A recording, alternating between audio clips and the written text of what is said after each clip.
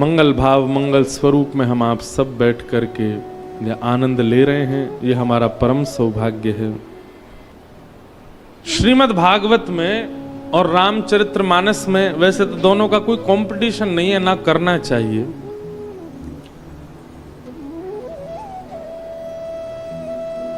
काफी, लेकिन कुछ भावों को अगर देखा जाए, गोस्वामी तुलसीदास जी महाराज इतना विस्तृत वंदना प्रकरण रखते हैं मानस जी में। सबको प्रणाम कर रहे हैं, संतों को प्रणाम कर रहे हैं, महादेव को प्रणाम कर रहे हैं, नारायण को प्रणाम कर रहे हैं, देवियों को प्रणाम कर रहे हैं, नगरवासियों को प्रणाम कर रहे हैं, कवियों को प्रणाम कर रहे हैं, होने वाले कवियों को प्रणाम कर रहे हैं, बीते हुए कवियों को प्रणाम कर रहे हैं, सज्जनों को दुर्जनों को प्रणाम कर रहे हैं, सबको प्रणाम कर रहे हैं। वंदना प्रकरण इतना बड़ा गोस्वामी तुलसीदास जी महाराज कह रहे हैं। हमारी श्रीमद् भागवत जी में वंदना का केवल एक श्लोक है। भागवत जी का जो सबसे पहला श्लोक है, जन्माद्यस्य यतोऽन्वयादितरतश्चार्थे सुविज्ञस्वराट् तेने ब्रह्म हृदय आदि कवये मुह्यन्ति यत्सूरयः तेजो वारि मृदाम यथा विनिमयो यत्र त्रिसर्गो मृषा धामना स्वेन सदा निरस्तक्वकम सत्यम परम धीमहि। बस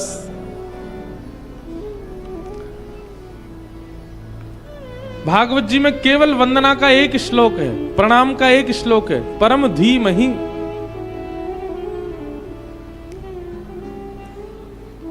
और उसमें भी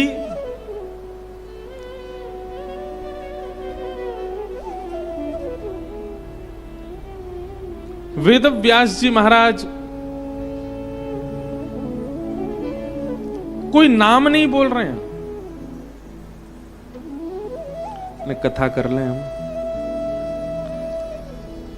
आप लोग 9 बजे से आके कर लिया करें सब व्यवस्था।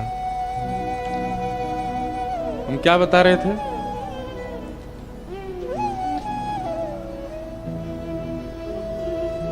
हाँ, तो व्यास जी श्रीमद् भागवत में एक मंगलाचरण कहते हैं, और उस एक मंगलाचरण में भी कोई नाम नहीं बोलते।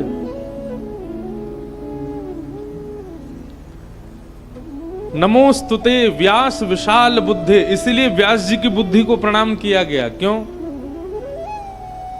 बोले व्यास जी ने एक ही प्रणाम किया और उस प्रणाम में सबको प्रणाम कर लिया। आप कहेंगे किसको प्रणाम किया? व्यास जी कहते हैं सत्यम परम धीमहि, इस चराचर ब्रह्मांड में जो भी परम सत्य है मैं उसको वंदन करता हूं। अब यहां जो भी परम सत्य कह करके अब जो भी परम सत्य है सबको प्रणाम कर लिया। अगर कोई देवता अपने आप को परम सत्य मानता है तो उसको वंदन, कोई मानव अपने आप को परम सत्य मानता है तो उसको वंदन, कोई जीव अपने आप को परम सत्य मानता है तो उसको वंदन। सबको परम सत्य मान करके मैं वंदन करता हूं। परंतु हमारे गोस्वामी तुलसीदास जी महाराज वो वंदना प्रकरण इतना बड़ा क्यों कर रहे हैं?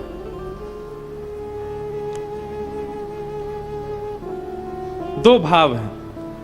व्यास जी जो हैं वो स्वयं भगवान के अवतार, उनको गरज नहीं पड़ी है सबको प्रणाम करने की। व्यास जी महाराज तो कह रहे हैं कि हम जो लिख रहे हैं वो निश्चित है कि भगवद वाणी है, स्वयं व्यास ही लिख रहे हैं, व्यास वाणी है। उनको सबको मनाने की आवश्यकता नहीं है, क्योंकि वे स्वयं एक ऐसी सत्ता पर बैठे हैं कि उनकी लिखी हुई बात सबको स्वीकार करनी पड़ेगी। लेकिन श्री गोस्वामी जी महाराज तो अत्यंत दीन हैं। गोस्वामी जी के मन में यह भाव आ रहा है कि मुझे मानव जन्म मिला है, और मानव जन्म मिलने के बाद ये कृपा ठाकुर जी की हुई है कि मैं रचना करने के लिए बैठा हूं, कहीं मेरी रचना कोई अस्वीकार ना कर दे, इसलिए सबको प्रणाम कर रहे हैं। दीनता का प्रतीक है गोस्वामी जी की। व्यास जी तो पहले से ही एक ऐसी स्थिति पर बैठे हैं कि वो सर्ववंद्य हैं, सर्वपूज्य हैं। कोई स्थिति प्राप्त व्यक्ति होता है ना, वो सबको हाथ जोड़ के प्रणाम नहीं करता, एक ही को प्रणाम कर लेता है बस। लेकिन जो सामान्य होता है, जो दीन होता है, जो बहुत सरल होता है, सरल चित्त होता है, सहज होता है, जिसको अपनी भक्ति में प्रबलता चाहिए, जिसको भगवत प्राप्ति की विशेष इच्छा है, वो सबको प्रणाम करता है, सबको वंदन करता है। व्यास जी तो स्वयं भगवान है, इसलिए एक ही प्रणाम कर रहे हैं, और गोस्वामी जी तो सबको प्रणाम कर रहे हैं, जो दिख रहा है उसी को वंदन कर रहे हैं। नाना भांति राम अवतारा, गोस्वामी जी कह रहे हैं अनेक प्रकार से श्री राम जी के प्रकरण को सुनाया जाता है। प्रभु श्री राम के अवतार की कई कथाएं बताई जा रही हैं। क्यों? क्योंकि रामायण सतकोटि अपारा, एक रामायण नहीं। एक बात बताएं हम आपको, आप भी यदि रामेश्वरम के समुद्र तट पर बैठ करके महादेव से प्रार्थना करके, और आपका भजन इतना श्रेष्ठ हो, गुरु कृपा इतनी श्रेष्ठ हो, तो ध्यान लगा करके आप भी ऐसा कुछ अपने चिंतन में देख सकते हैं जो कहीं नहीं लिखा होगा, और वो आपको दिख जाएगा। इसका मतलब ये नहीं है कि वो नई खोज, नई लीला आपने मन से बनाई है, नहीं, वो लीला कभी हुई है, आपको नहीं पता है, वो कहीं लिखी नहीं है। अनेक कल्पों में अनेक रामावतार हुए हैं, और अनेक बार विविध अब यहां बाली इंडोनेशिया एक देश है, वहां राम जी की अर्चना करते हैं लोग अपने घरों में, और ऐसा कहते हैं कि उनकी जो लंका है वो दूसरी है, वहां पर राम जी का अवतार वहीं हुआ है, वहां लक्ष्मण जी ने ऐसा किया था, वहां सीता जी का ऐसे हरण हुआ था, उनकी कथा कुछ अलग है। ऐसा हम उनको गलत नहीं साबित कर सकते, किसी कल्प में राम अवतार वहां पर भी हुआ है। अमेरिका में टेक्सास में आप जब जाएंगे तो वहां एक स्थान पड़ता है, वहां अहिरावण की गुफा बताई जाती है, जहां राम लक्ष्मण जी को लेकर के अहिरावण गया था, कहते हैं वो गुफा वहां है। अब किसी कल्प में वहां हुई होगी ऐसी लीला, पर जिस कल्प में मेरा और आप सबका जन्म हुआ है, इस कल्प में रामावतार अयोध्या यही हुआ है। और जितने रामावतार हुए उनमें सर्वश्रेष्ठ लीला जो राम जी ने की है वो इसी कल्प में की है, जो हम मानस जी में देख रहे हैं, पढ़ रहे हैं, सुन रहे हैं। सब जगह लीलाओं का भेद है, परंतु इस कल्प में जो लीला हुई वो मानस जी में तुलसीदास जी वर्णन कर रहे हैं। गोस्वामी जी महाराज, जिस दिन राम अवतार पूरा विश्व मनाता रामनवमी, ठीक उसी दिन गोस्वामी जी महाराज मानस जी की रचना कर रहे हैं। मतलब रामनवमी और मानस जी की प्रादुर्भाव दिवस एक ही है, उसी दिन मानस जी की रचना गोस्वामी जी महाराज कर रहे हैं। बंधुओं,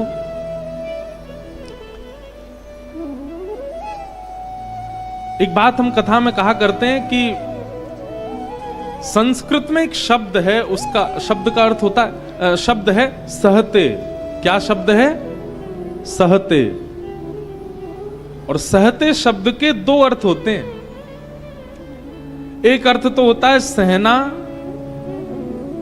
जो बहुत सहता है अपने जीवन में, उसको भी सहते कहते हैं, और जीतने को भी सहते कहते हैं, विजय को भी सहते कहते हैं, और सहने को भी सहते कहते हैं। हमारे भारत के संत कहते हैं, बोले दोनों विपरीत अर्थ का शब्द एक ही है, जीतना और सहना, और दोनों को कहा जाता है संस्कृत में सहते। हमारे भारत के संत कहते हैं, जो सहेगा वही जीतेगा।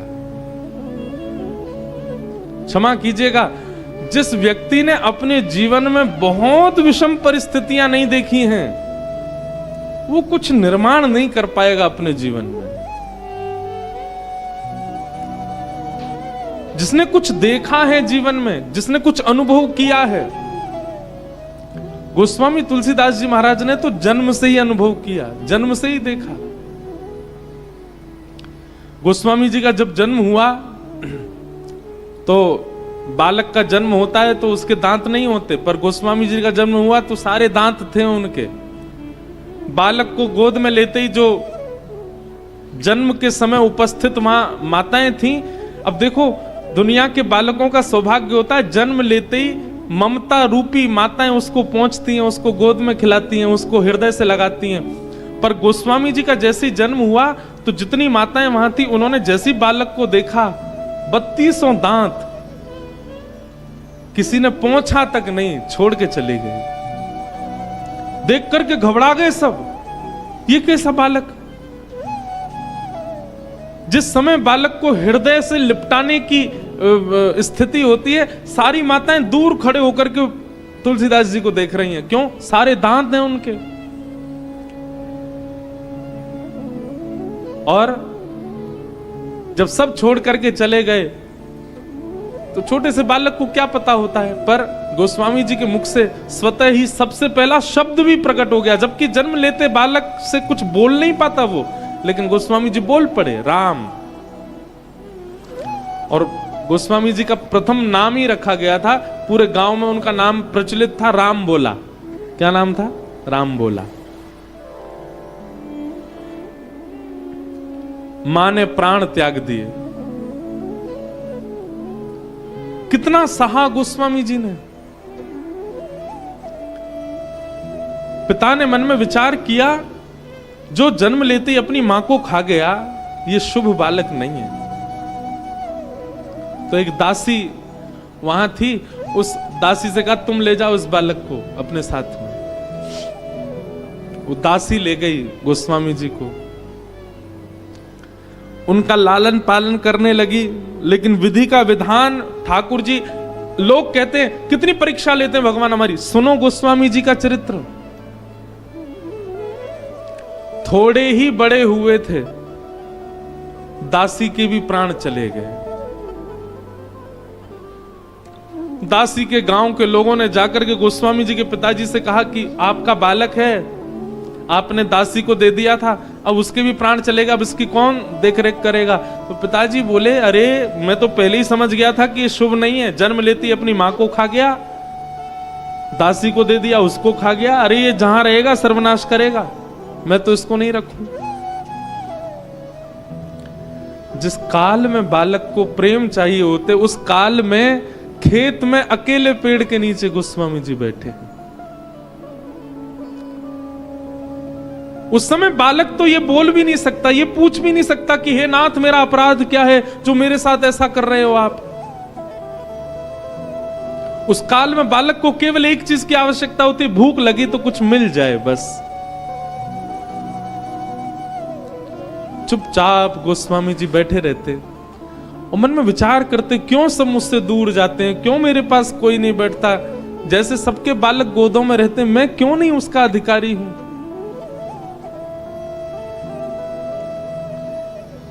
और जिसके कोई नहीं होते उसको फिर हमारे महादेव अपनाते हैं। पार्वती जी को आज्ञा की, आप जाइए और जाकर के इस बालक का पोषण कीजिए। एक वृद्ध माता का रूप धारण करके पार्वती जी आती थी, और कभी कुछ खिला जाती हैं, कभी कुछ पिला जाती हैं। इसीलिए गोस्वामी जी महाराज शिव पार्वती को श्री गोस्वामी तुलसीदास जी महाराज अपना माता पिता भी मानते। क्यों? बोले मुझे तो सबने छोड़ दिया था, लेकिन इन्होंने ही मेरा लालन पालन किया, इन्होंने ही मुझको। गोस्वामी जी के माता पिता हैं महादेव और पार्वती। महादेव जब जब रामचरित्र का स्मरण करते, रामचरित्र श्रवण करते, रामचरित्र का चिंतन करते, उन भावों को अपने चित्त में धारण कर लेते। महादेव ने अपने हृदय में धारण किया, इसीलिए इनको मानस कहा गया। और मानस में रखा क्या था? बोले रामचरित्र, इसीलिए नाम पड़ा रामचरित्र मानस। महादेव की कृपा से गोस्वामी जी को प्राप्त हुआ। एक गुण गोस्वामी जी का दिखता है क्या? अपना श्रेय नहीं लेते गोस्वामी जी कहीं भी कि मैं लिख रहा हूं ना, सब जगह श्रेय दूसरों को प्रदान कर रहे हैं। और यहां पर भी श्रेय महादेव को दे रहे हैं कि बोले उन्हीं के ही हृदय का भाव है, मैं तो केवल लिख रहा हूं। मानस के असली रचयिता तो महादेव हैं। इस प्रकार मानस जी के बारे में बताया। मानस जी में कैसे कैसे छंद हैं, सोरठा हैं आदि, उन सब का भाव बताते हुए गोस्वामी जी कहते हैं, अब हम कथा क्रम की ओर चलें। आहा, कथा प्रारंभ होती है भरद्वाज ऋषि से ही। सबसे पहला कथा का क्रम ही यहीं से शुरू होता है। भरद्वाज मुनि वसहि प्रयागा। हम जो कथा कहने के लिए व्यास मंच पर बैठे, हमारा गोत्र भी भरद्वाज है, तो हमारा तो पूर्ण अधिकार है मानस जी को गाने का। वो बात अलग है कि हमको भागवत जी ने पकड़ रखा है, पर हम सत्य बता रहे हैं, भागवत जी कहने में हमको परम आनंद मिलता है, लेकिन भागवत जी हम सबको सुनाते हैं, मानस जी हम खुद को सुनाते हैं, इसलिए हमको मानस जी का एक अलग स्थान है चित्त में। मानस जी की कथा होती है, हम पूरे दिन तो पढ़ते हैं, पूरे दिन श्रवण करते हैं और इतना सुख मिलता है। क्यों? क्योंकि हमारा अधिकार है, हमारे गोत्र के जो ऋषि हैं उन्हीं से ही राम कथा का प्रारंभ हो रहा है। भरद्वाज मुनि प्रयाग में वास कर रहे हैं। माघ मेला चल रहा था और माघ मेला में सब लोग जाते हैं। अभी माघ शुरू होगा, इस बार महाकुंभ भी है प्रयाग का। याज्ञवल्क ऋषि भरद्वाज मुनि के आश्रम में विराज रहे थे। माघ मेला में सब अपना स्नान ध्यान और जो भी क्रम होता है सब पूर्ण करके, और जब अपने अपने घरों को, अपने अपने आश्रमों को प्रस्थान करने लगे, याज्ञवल्क मुनि जैसे ही प्रस्थान करने के लिए इक्तक हुए,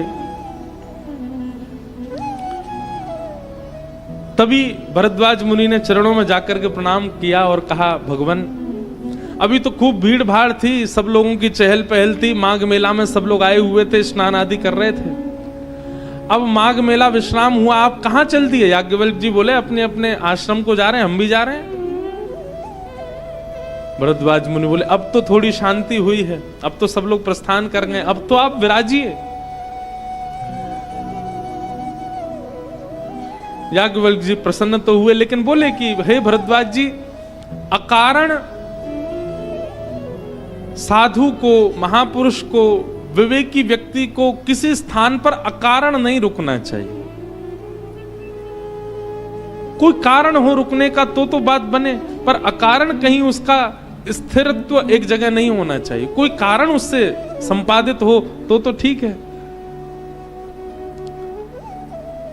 भरद्वाज जी बोले, कारण नहीं होगा तो कारण प्रकट कर देंगे ना, पर आप रुकिए।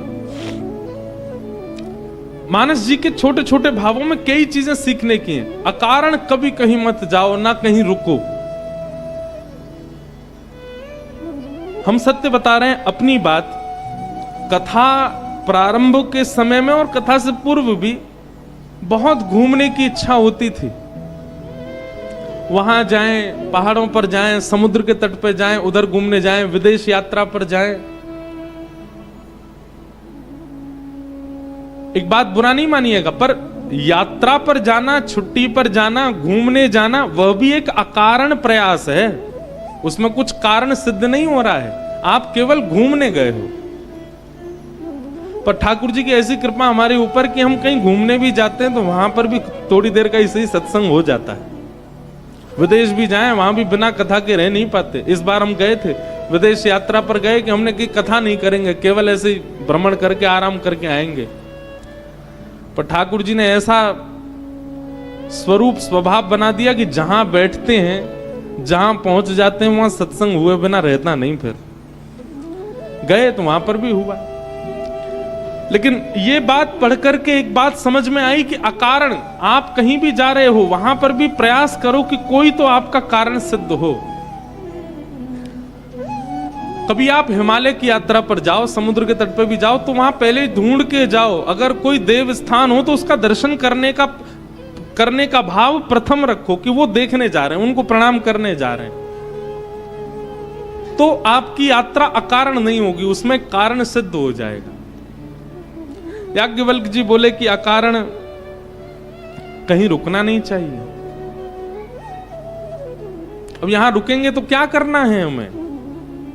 भरद्वाज जी तुरंत चरणों में बैठ गए। आहा, चरणों में प्रणाम करते हुए कह रहे हैं, हे भगवान, मेरे मन में एक संशय है, मैं आपसे पूछना चाहता हूं। क्या? मैं आपसे पूछना चाहता हूं, ये राम की इतनी महिमा वेद पुराण आदि सब जगह पर बताई गई, ये राम है कौन? ये राम तत्व क्या है? राम व्यक्ति कौन है? अगर ये राम परब्रह्म है, राम परमात्मा है, तो मैंने सुना है कि नारी विरह दुख लेहु अपारा, अपनी पत्नी के हरण हो जाने पर वो विरह कातर होकर के वन में क्यों घूम रहे थे? क्या ये वही राम है जिन्होंने रावण को मारा? अगर ये वही राम है तो इनको मारने की आवश्यकता क्यों? परब्रह्म है वो, तो भ्रगुटी टेढ़ी करके किसी राक्षस को जन्म ही ना लेने दे। ये प्रश्न सुन करके ही कहा बखानी, ऐसा ही संशय एक बार भवानी ने किया था, पार्वती जी ने किया था, और महादेव ने उनको जो सुनाया वही मैं तुमको सुना रहा हूं। प्रयागराज में भरद्वाज ऋषि के आश्रम में अब राम कथा का वाचन प्रारंभ हुआ। परंतु जैसे श्रीमद् भागवत में कृष्ण कथा सुनाई जाती है, वो बात अलग है कि हम पे समय नहीं रह ले, राम कथा सुननी होती है। ठीक वैसे ही मानस जी में, रामचरित्र में राम कथा प्रारंभ होने से पहले महादेव का चरित्र सुनाया जाता है, महादेव सती चरित्र सुनाया जाता है। इसे कहते हैं विषयांतर। और ये विषयांतर कई बार आगे की कथा को लग रहा है कि बिल्डिंग केवल बन के खड़ी हो गई, नहीं, उससे पहले बहुत कुछ किया गया था। ठीक वैसे ही माता जी अभी विराज जाओ, कथा के बाद विराज जाओ, सब लोग इधर देखो, इधर देखो। तो विषयांतर, पार्वती जी के चित्त में सत्संग की इच्छा हुई तो महादेव ने स्वयं नहीं सुनाया, एक ऋषि के यहां लेकर के गए। यह भी एक सद श्रोता का लक्षण है। स्वयं जानते हैं महादेव, परंतु मन में विचार आया कि हम कहीं ना कहीं इनके पति हैं, हमारे प्रति खूब श्रद्धा है, खूब भाव है, खूब समर्पण है, पर फिर भी राम जी के यश को हम सुनाएं तो कहीं हो सकता है लेश मात्र भी इनके चित्त में कोई अन्य भाव आ गया तो चरित्र के प्रति इनका अपराध बन जाएगा।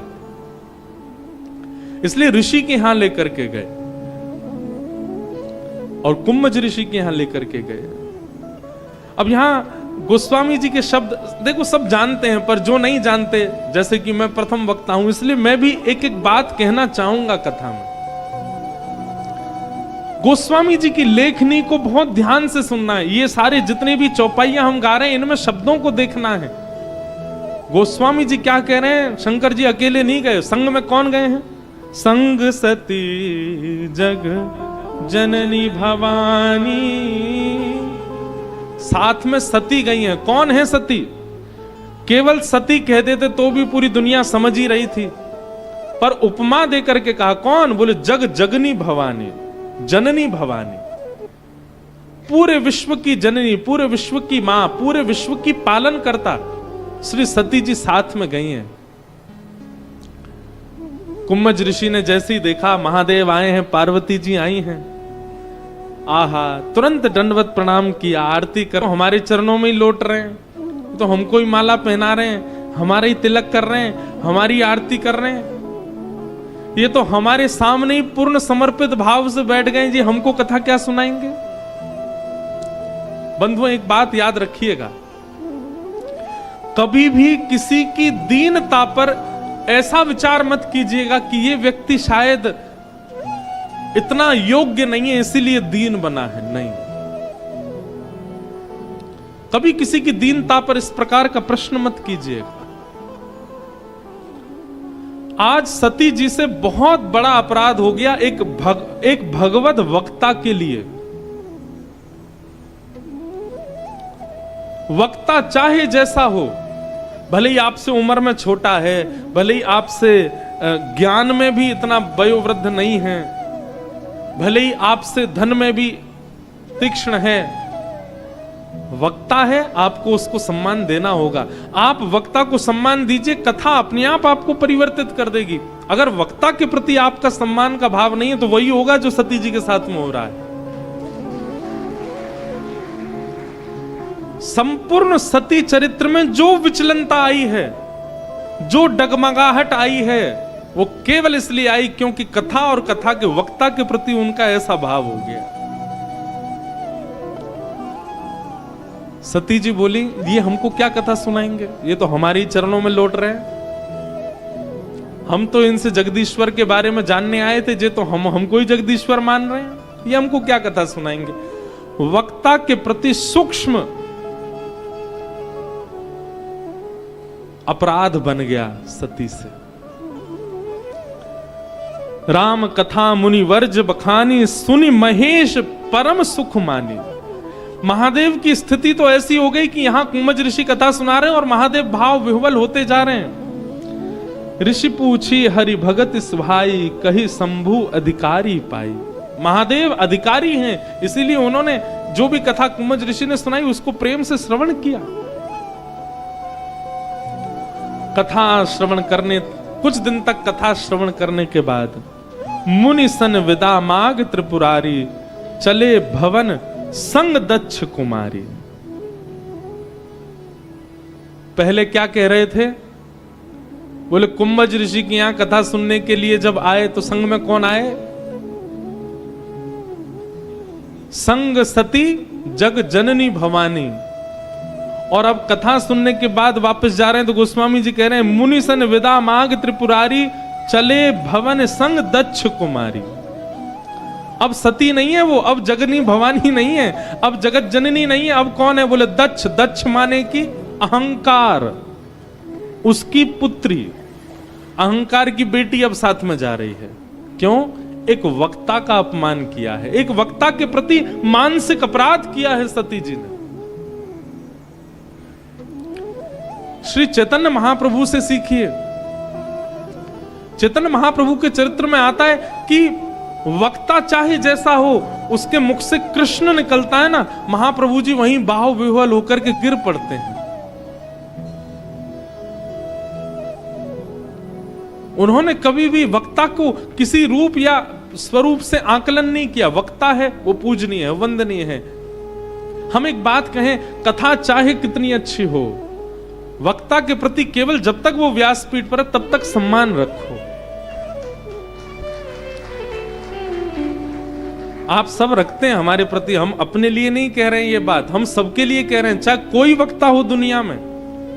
आजकल कलयुग में भी ऐसी स्थिति आ गई कि कई वक्ता भी, अब ये अपराध तो हमसे भी बनना, पर हम सन्मुख जाके तो दंडवती करते हैं। कई वक्ता भी कथा नहीं करते मंच पर बैठ करके, केवल सामाजिक चर्चाएं ज्यादा होती हैं, फिल्मी गीत होते हैं और भी कुछ बहुत कुछ होता है। पर फिर भी सती चरित्र से ये सीखो, कोई व्यास मंच पर बैठे हैं उनको प्रणाम ही करो। हाँ, जब वो व्यास मंच से नीचे आ जाएं तब आप उनको समझा सकते हैं, आप बता सकते हैं कि आप ठीक कर दीजिए, या जो भी वक्ता ऐसा करते हैं उनको आप बोल सकते हैं। पर जब वो व्यास मंच पर हैं उस समय आप सामने बैठ करके उनके प्रति कुभाव मत लाइए। वो जो कुछ भी कह रहे हैं उसमें राम तो बोल रहे हैं, उसमें कृष्ण तो बोल रहे हैं, उसमें शिव तो बोल रहे हैं, उसमें महादेव तो बोल रहे हैं, उसी से ही सम्मान प्रकट कीजिए।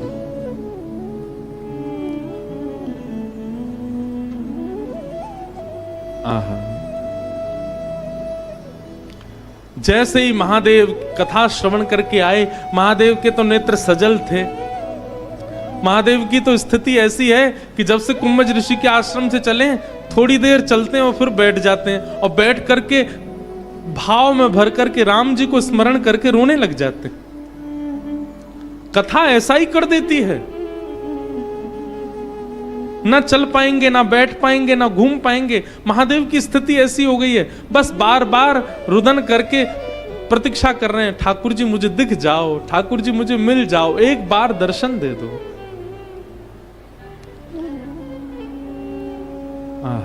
यहां महादेव विरह आतुर हो रहे थे कथा श्रवण के बाद, और उसी समय पिता की आज्ञा मान करके जहां रघुवंश अवतार हुआ था, राम जी का अवतार हुआ था, वो पिता की आज्ञा मान करके वन में चले गए थे। और दंडक वन में भ्रमण करते करते सीता जी का हरण आदि हुआ था, और उसी समय राम जी वहां किशोरी जी को खोजते हुए विरह विलाप कर रहे थे, और उसी समय महादेव और सती उसी दंडक वन से गुजर रहे थे।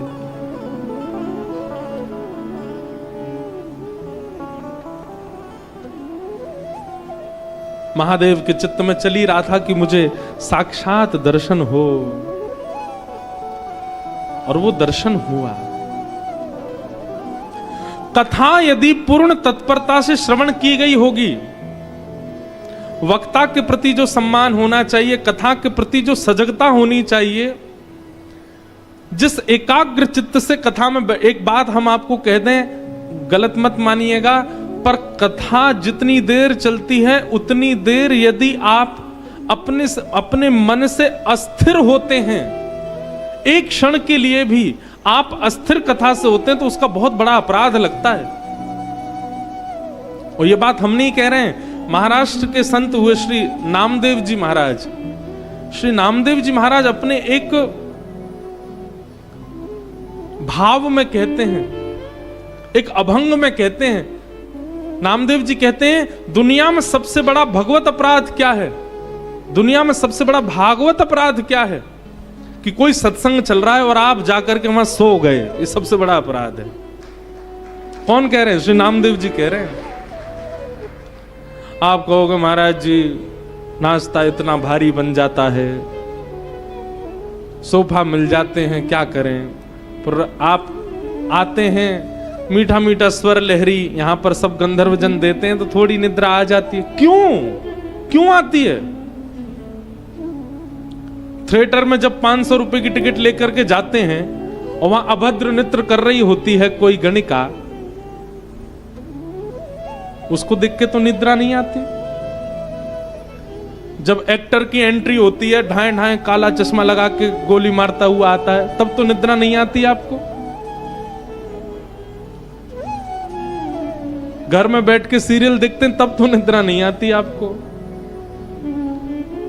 और जिसके श्रवण से पूरा जीवन मंगल होना है, वहां सो रहे हम आके।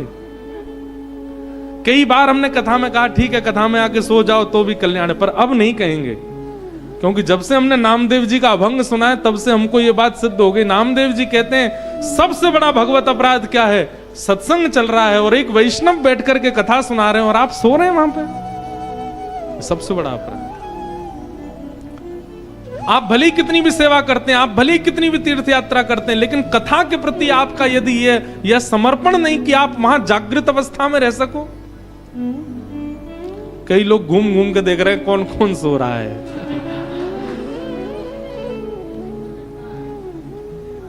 निद्रा नहीं।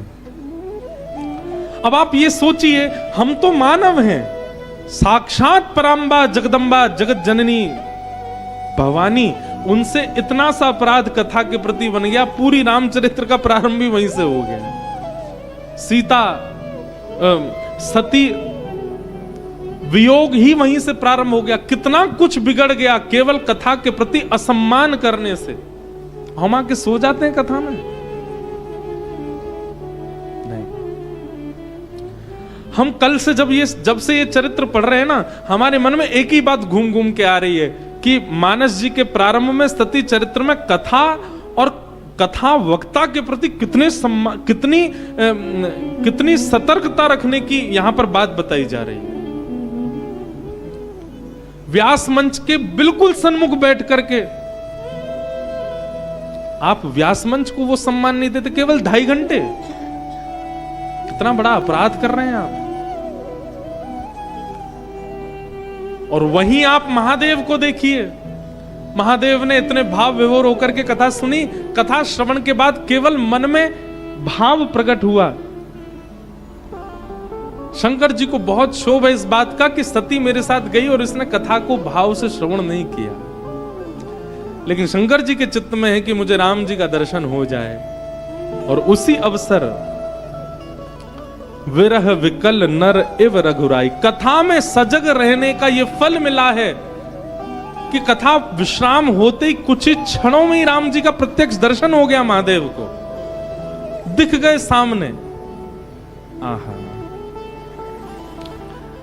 जैसे ही दिखे हैं राम जी दूर से दिखने लगे। और राम जी की स्थिति क्या है? विरह व्याकुल हैं राम जी। वृक्षों को स्पर्श करके रुदन कर रहे हैं, ढूंढ रहे हैं अपनी सीता जी को। लक्ष्मण जी और राम जी की ये विरह अवस्था का दर्शन महादेव को हो रहा है। दूर खड़े महादेव दर्शन कर रहे हैं। और जैसे ही इस अवस्था का दर्शन महादेव ने किया, तुरंत कह पड़े राम जी को देख करके महादेव जय सच्चिदानंद, जय जगत पावन, जय सच्चिदानंद, जय जगत पावन, जय जयकार करने लगे। और दूर से ही राम जी को देख करके कहीं लीला में विघ्न ना हो, कहीं राम जी के इस क्रम में बाधा ना बनूं, दूर से ही दंडवत करने लगे, दूर से ही प्रणाम करने लगे।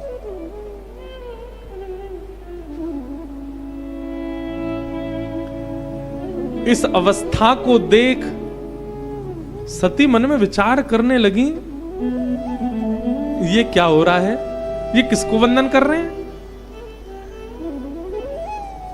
ये विरह आतुर दो राजकुमार घूम रहे हैं, वनवासी राजकुमार घूम रहे हैं। और उनको देख करके हमारे पति परमेश्वर साक्षात जगत नियंता, जगदाधार, देवादिदेव महादेव उनको प्रणाम कर रहे हैं। यही होता है।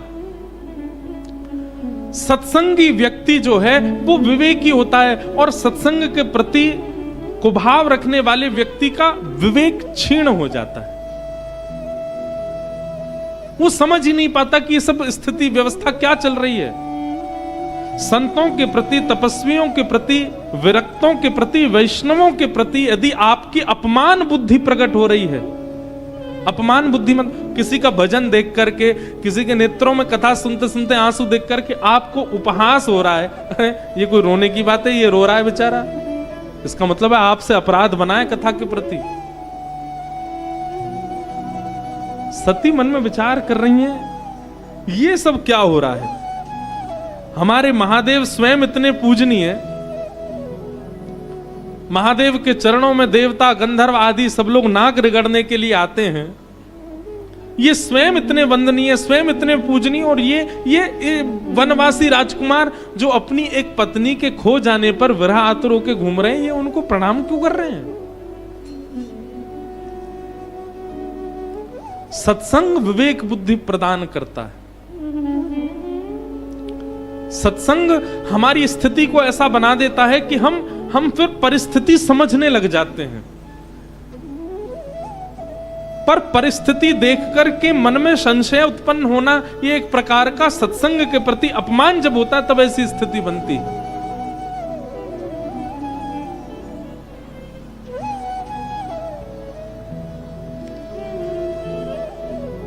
महादेव से पूछा, ये कौन है आप जिनको प्रणाम कर रहे हैं? हे देवी, तुम पहचानी नहीं इनको?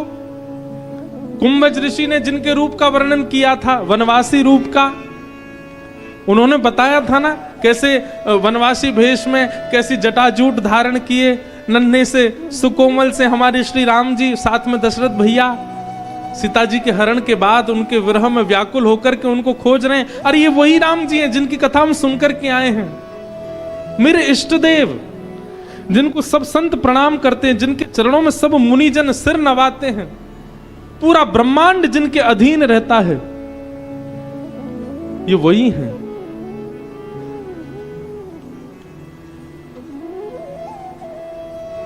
महादेव ने खूब विस्तार कर करके बताया, ये वही परमात्मा है, ये वही परब्रह्म है, ये वही इष्ट हैं, ये वही देव हैं जिनके अधीन पूरा ब्रह्मांड रहता है। देवी, ये वही हैं जिनकी कथा हम सुनकर के आए हैं।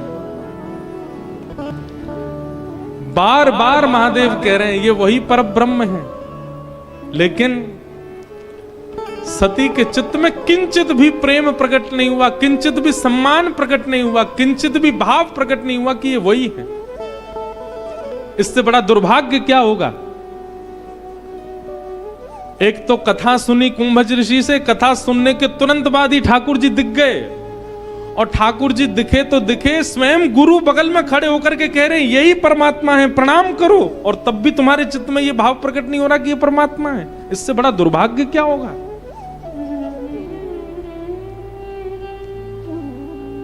अरे कोई गुरु बताए, कोई माता पिता बताएं, भाई बंधु बताएं कि परमात्मा, उनके प्रति भाव उत्पन्न ना हो, समझ में आता है। क्या सती जानती नहीं है कि साक्षात देवादिदेव महादेव हैं? ये इशारा करके कह रहे हैं कि परमात्मा सामने है, तो मुझे इसमें कोई विचार करना ही नहीं चाहिए। महादेव अंकित करके कह रहे हैं कि सामने जो चल रहे हैं ये परमात्मा है, पर सती का विश्वास नहीं हो रहा है। और इन सब के पीछे कारण केवल और केवल कथा के प्रति और वक्ता के प्रति जो अपराध बना। स्वयं महादेव के बताने पर भी ठाकुर जी का दर्शन नहीं हो रहा है।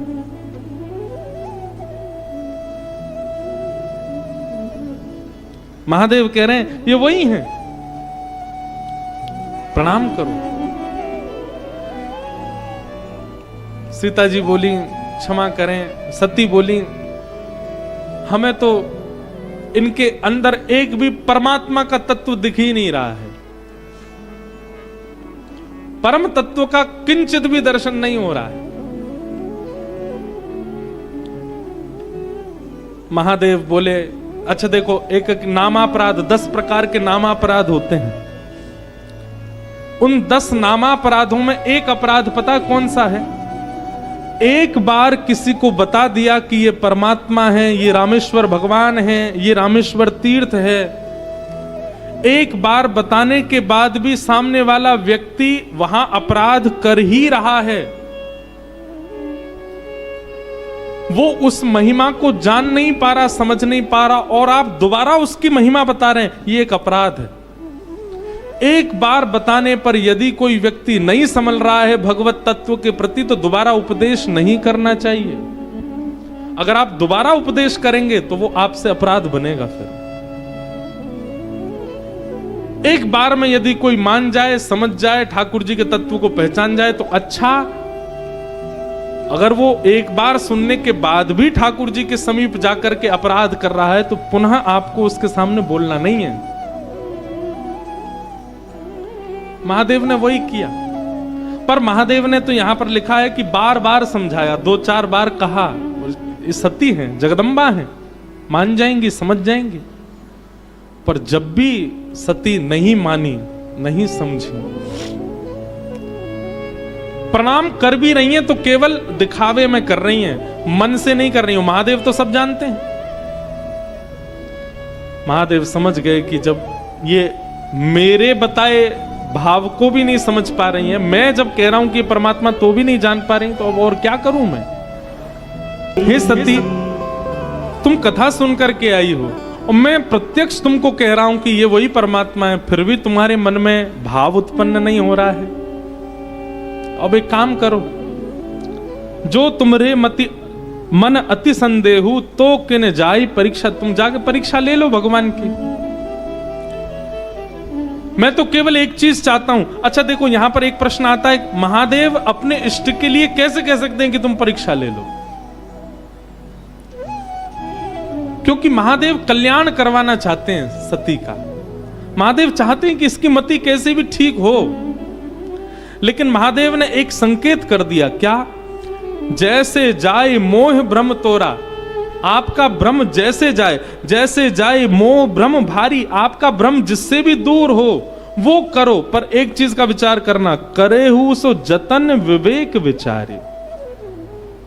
परीक्षा ले तो लेना, लेकिन बहुत विवेकपूर्ण हो करके। ये कोई सामान्य नहीं है, साक्षात हमारे इष्ट हैं, साक्षात देवादिदेव के भी देव हैं। कोई हल्की ओछी बात मत कर देना, विवेक युक्त होकर के जाना इनके सामने।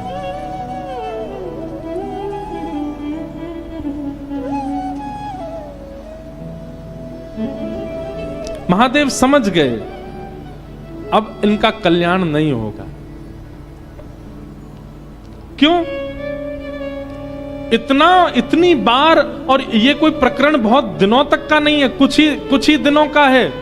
इतने दिन के प्रकरण में भी ये भगवत दर्शन नहीं कर पा रही, समझ पा रही, तो निश्चित है अब इनका कल्याण नहीं हो पाएगा। मैं स्वयं बता रहा हूं, परमात्मा है सामने, तो भी नहीं समझ रही है, अब इनका कल्याण संभव नहीं है। और दूसरी बात, अब एक बात यहां और आती है कि महादेव ने कहा जाओ परीक्षा ले लो। ये एक अंतिम बार महादेव ने चेक करना चाहा कि सती ठीक है कि नहीं। महादेव सोच रहे हैं कि अब इसका कल्याण नहीं होगा, लेकिन ये ना उठे और हाथ जोड़ के कहे नहीं अब आप कह ही रहे हैं तो मैं मान लेती हूं, तो समझ जाऊंगा कि चलो एक बार और कथा सुनाएंगे तो शायद अब कल्याण हो जाएगा।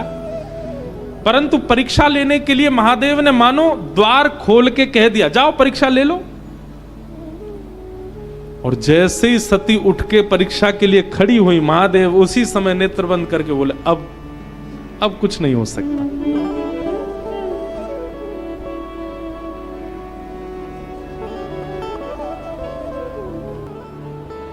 महादेव तो कह रहे हैं कि विवेक युक्त होकर के जाना, देव तो कह रहे हैं कि विवेक युक्त होकर के जाना, लेकिन सती कह रही है कि महादेव ने पहले ही कहा था छोटी मोटी परीक्षा मत लेना, लेनी है तो बड़ी लेना। तो बार बार सोचा क्या करूं। पुनि पुनि हृदय विचार करी धरि सीता को रूप। अपनी शक्तियों का दुरुपयोग, जिस दिन आपके मन में यह भावना हो जाए कि मेरे पास धन बहुत है, इससे तो मैं कुछ भी कर सकता हूं, मेरा तो नाम बहुत है, मैं किसी को भी नीचे दबा सकता हूं, जिस दिन शक्तियों का दुरुपयोग प्रारंभ हो जाए, करने के लिए सजग हो जाते हैं, तो निश्चित है कि आपसे कोई अपराध तो बना है।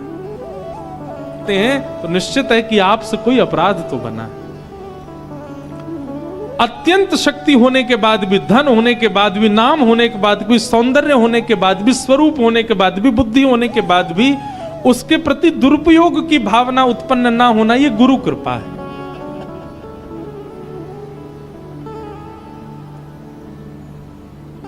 हम पे रूप बहुत सुंदर है, हम तो किसी को भी अपना बना सकते हैं, यह दुरुपयोग है रूप का। मुझ पर धन बहुत है, मैं तो कुछ भी कर सकता हूं, मैं चाहूं तो ये भी ऐश कर सकता हूं, ये भी मौज कर सकता हूं, ये दुरुपयोग है। मैं तो बहुत बुद्धिमान हूं, मैं बुद्धिमत, अपनी बुद्धि से अपनी स्तुति लिख करके दुनिया से गब्बा दूंगा, लाओ मेरी स्तुति गाओ। शक्ति का दुरुपयोग करने की इच्छा जिस समय प्रकट हो जाए, समझ जाना आपके गुरु आपसे नाराज बैठे हैं, इसीलिए शक्ति का दुरुपयोग कर रहे हो। सती के पास में ये योग्यता है कि वो रूप बदल सकती हैं। उस रूप का दुरुपयोग किया और सीता का रूप धारण किया, और सीता रूप धारण करके जैसे ही सती उस मार्ग में आई जहां राम जी चल रहे थे। अब देखो, हम इस बात में एक ही बात कहेंगे, गुरु रुष्ट हो जाएं, गुरु नाराज हो जाएं, सारे काम अपने आप ही बिगड़ने लग जाते। सत्संग के प्रति अपराध बन जाए, कथा में जाके सो जाओ तो सारे अपने आप ही होने लग जाते हैं काम खराब। पहले तो सीता का रूप धारण कर लिया, शंकर जी की बात नहीं मानी, बहुत कुछ कर दिया। अब सबसे बड़ी गलती क्या कर दी, परब्रह्म के सन्मुख जा करके पीठ दिखा दी परब्रह्म को। क्या राम और लक्ष्मण चल रहे थे, जबकि ऐसा मानस जी में वर्णन करते हैं कि आगे राम जी चलते हैं, मध्य में सीता जी चलती हैं, पीछे लक्ष्मण चलते हैं, पर सती जी तो गई और जाकर के आगे आगे चलने लग गई, राम जी के आगे चलने लग गए। अब इसके दो भाव हैं, पहली गलती तो कर दी कि सीता जी ऐसे चलती ही नहीं थी, वो तो राम जी के पीछे चलती हैं, पति के पद चिन्हों पर चलती हैं। और दूसरी गलती क्या कर दी, परब्रह्म को मुख दिखाना चाहिए, परब्रह्म को पीठ दिखा रही हैं। परब्रह्म की ओर सन्मुख होना चाहिए, परब्रह्म की ओर विमुख हो गई। और जीव जब परब्रह्म से विमुख हो जाता है तब आचार्य को पता लग जाता है। और आचार्य कौन है, लक्ष्मण, वो जीवाचार्य, लक्ष्मण जी आचार्य हैं।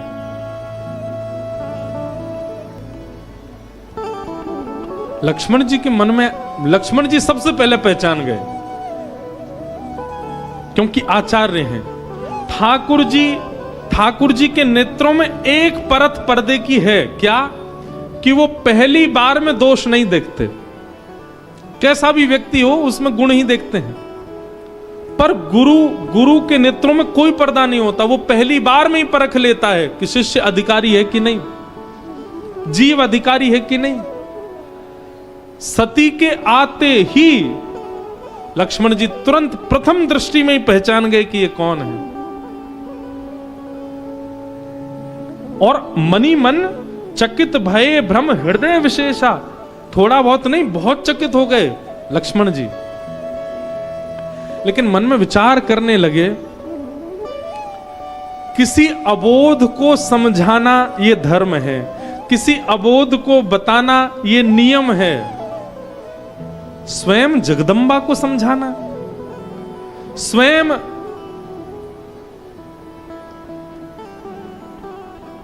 हर की पत्नी को समझाना, ये कैसे हो सकता है? किसी अज्ञानी को समझाया जा सकता है, किसी अयोग्य को समझाया जा सकता है, परंतु ये तो परिपूर्ण योग्य हैं, और परिपूर्ण योग्य भी जिनसे योग्यता की शिक्षा लेते हैं ये तो वो हैं, इनको मैं क्या समझाऊं?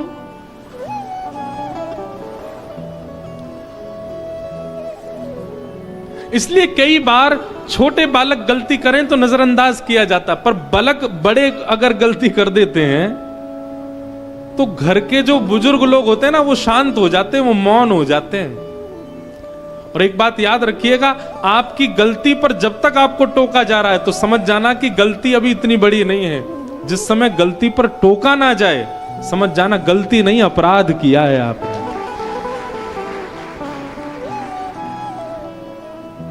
बहुत खुशनसीब हैं आपकी, आपकी गलती पर आपको टोका जाता है, पर आपके गलती पर जिस दिन टोकना बंद कर दें बड़े लोग, समझ जाना अब आप अपराध कर रहे हो, और अपराध का फल नाश होता है।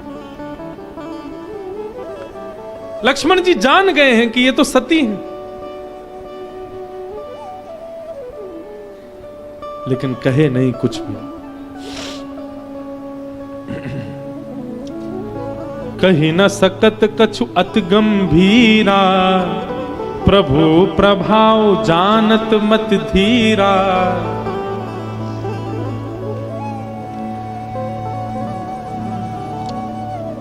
शांत हो गए, बोले अब मैं कुछ नहीं कहूंगा, ठाकुर जी देखेंगे क्या होगा।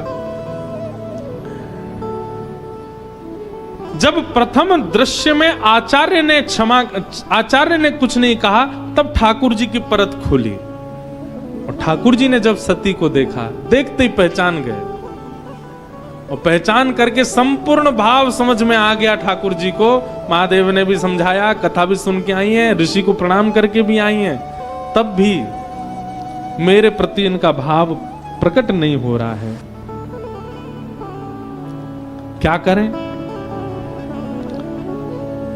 सती जी चलने लगी, और चलते चलते जैसे ही पीछे मुड़ करके देखा, राम जी हाथ जोड़ करके खड़े हैं, और क्या कह रहे हैं। जैसे ही सती ने पीछे मुड़ करके देखा, हाथ जोड़ करके राम जी प्रणाम करते हैं, और प्रणाम करके क्या कह रहे हैं, मैं अवधेश कुमार, मैं दशरथ नंदन राम आपके श्री चरणों में प्रणाम करता। सती जी के तो महाराज रक्त ठंडा पड़ गया पूरे शरीर का, बोले ये मुझे प्रणाम क्यों कर रहे हैं। अच्छा देखो, आचार्य का स्वभाव होता है कि जब जीव से गलती होती है तो आचार्य डांटते हैं, फटकारते हैं, पर ठाकुर जी का स्वभाव कैसा है, जीव को अपनी गलती का बोध भी हो जाए और रोष भी ना करना पड़े, ये एक शुद्धि व्यक्ति का लक्षण होता है। और रोष भी ना करना पड़े और सामने वाले को अपनी गलती का अनुभव हो जाए। महादेव ने हाथ जोड़ के प्रणाम किया और कहा कि मैं दशरथ नंदन, कौशल्या नंदन राम आपको प्रणाम करता हूं। प्रणाम करके कहा, हे मां, आप इतने सघन वन में अकेले क्यों घूम रही हैं? वृषकेतु यानी कि मेरे परम प्रिय महादेव कहाँ हैं? आप अकेली क्यों घूम रही हैं? आपके साथ तो सदा महादेव को होना चाहिए। महादेव क्यों नहीं आए हैं आपके साथ? ये सुनते ही तो सती घबरा गई। बोले मैं सीता का रूप धारण करके आई हूं, मैं सीता जी के रूप में वनवासी वेश में घूम रही हूं, और ये मेरे को सती मान करके मुझसे पूछ और रहे हैं कि आपके साथ में तो महादेव होने चाहिए, आप अकेले क्यों घूम रहे हैं? मानो जीव से जब अपराध बना तो ठाकुर जी कह रहे हैं ये अपराध बनने का कारण ये है कि तुम्हारे गुरु संग नहीं आए। गुरु कहां हैं? गुरु के बिना कैसे विचरण कर रहे हो? इस संसार रूपी भवाटवी में अकेले क्यों विचरण कर रहे हो? तुम्हारे गुरु कहां हैं तुमको बोध कराने वाले? कितने सुंदर भाव। सुनते ही सीता जी, सती जी विचलित तो हुई, परंतु तुरंत अब क्या कहें, कुछ कह थोड़ी सकती हैं। तुरंत वहां से दौड़ी हैं, निकल गई वहां से।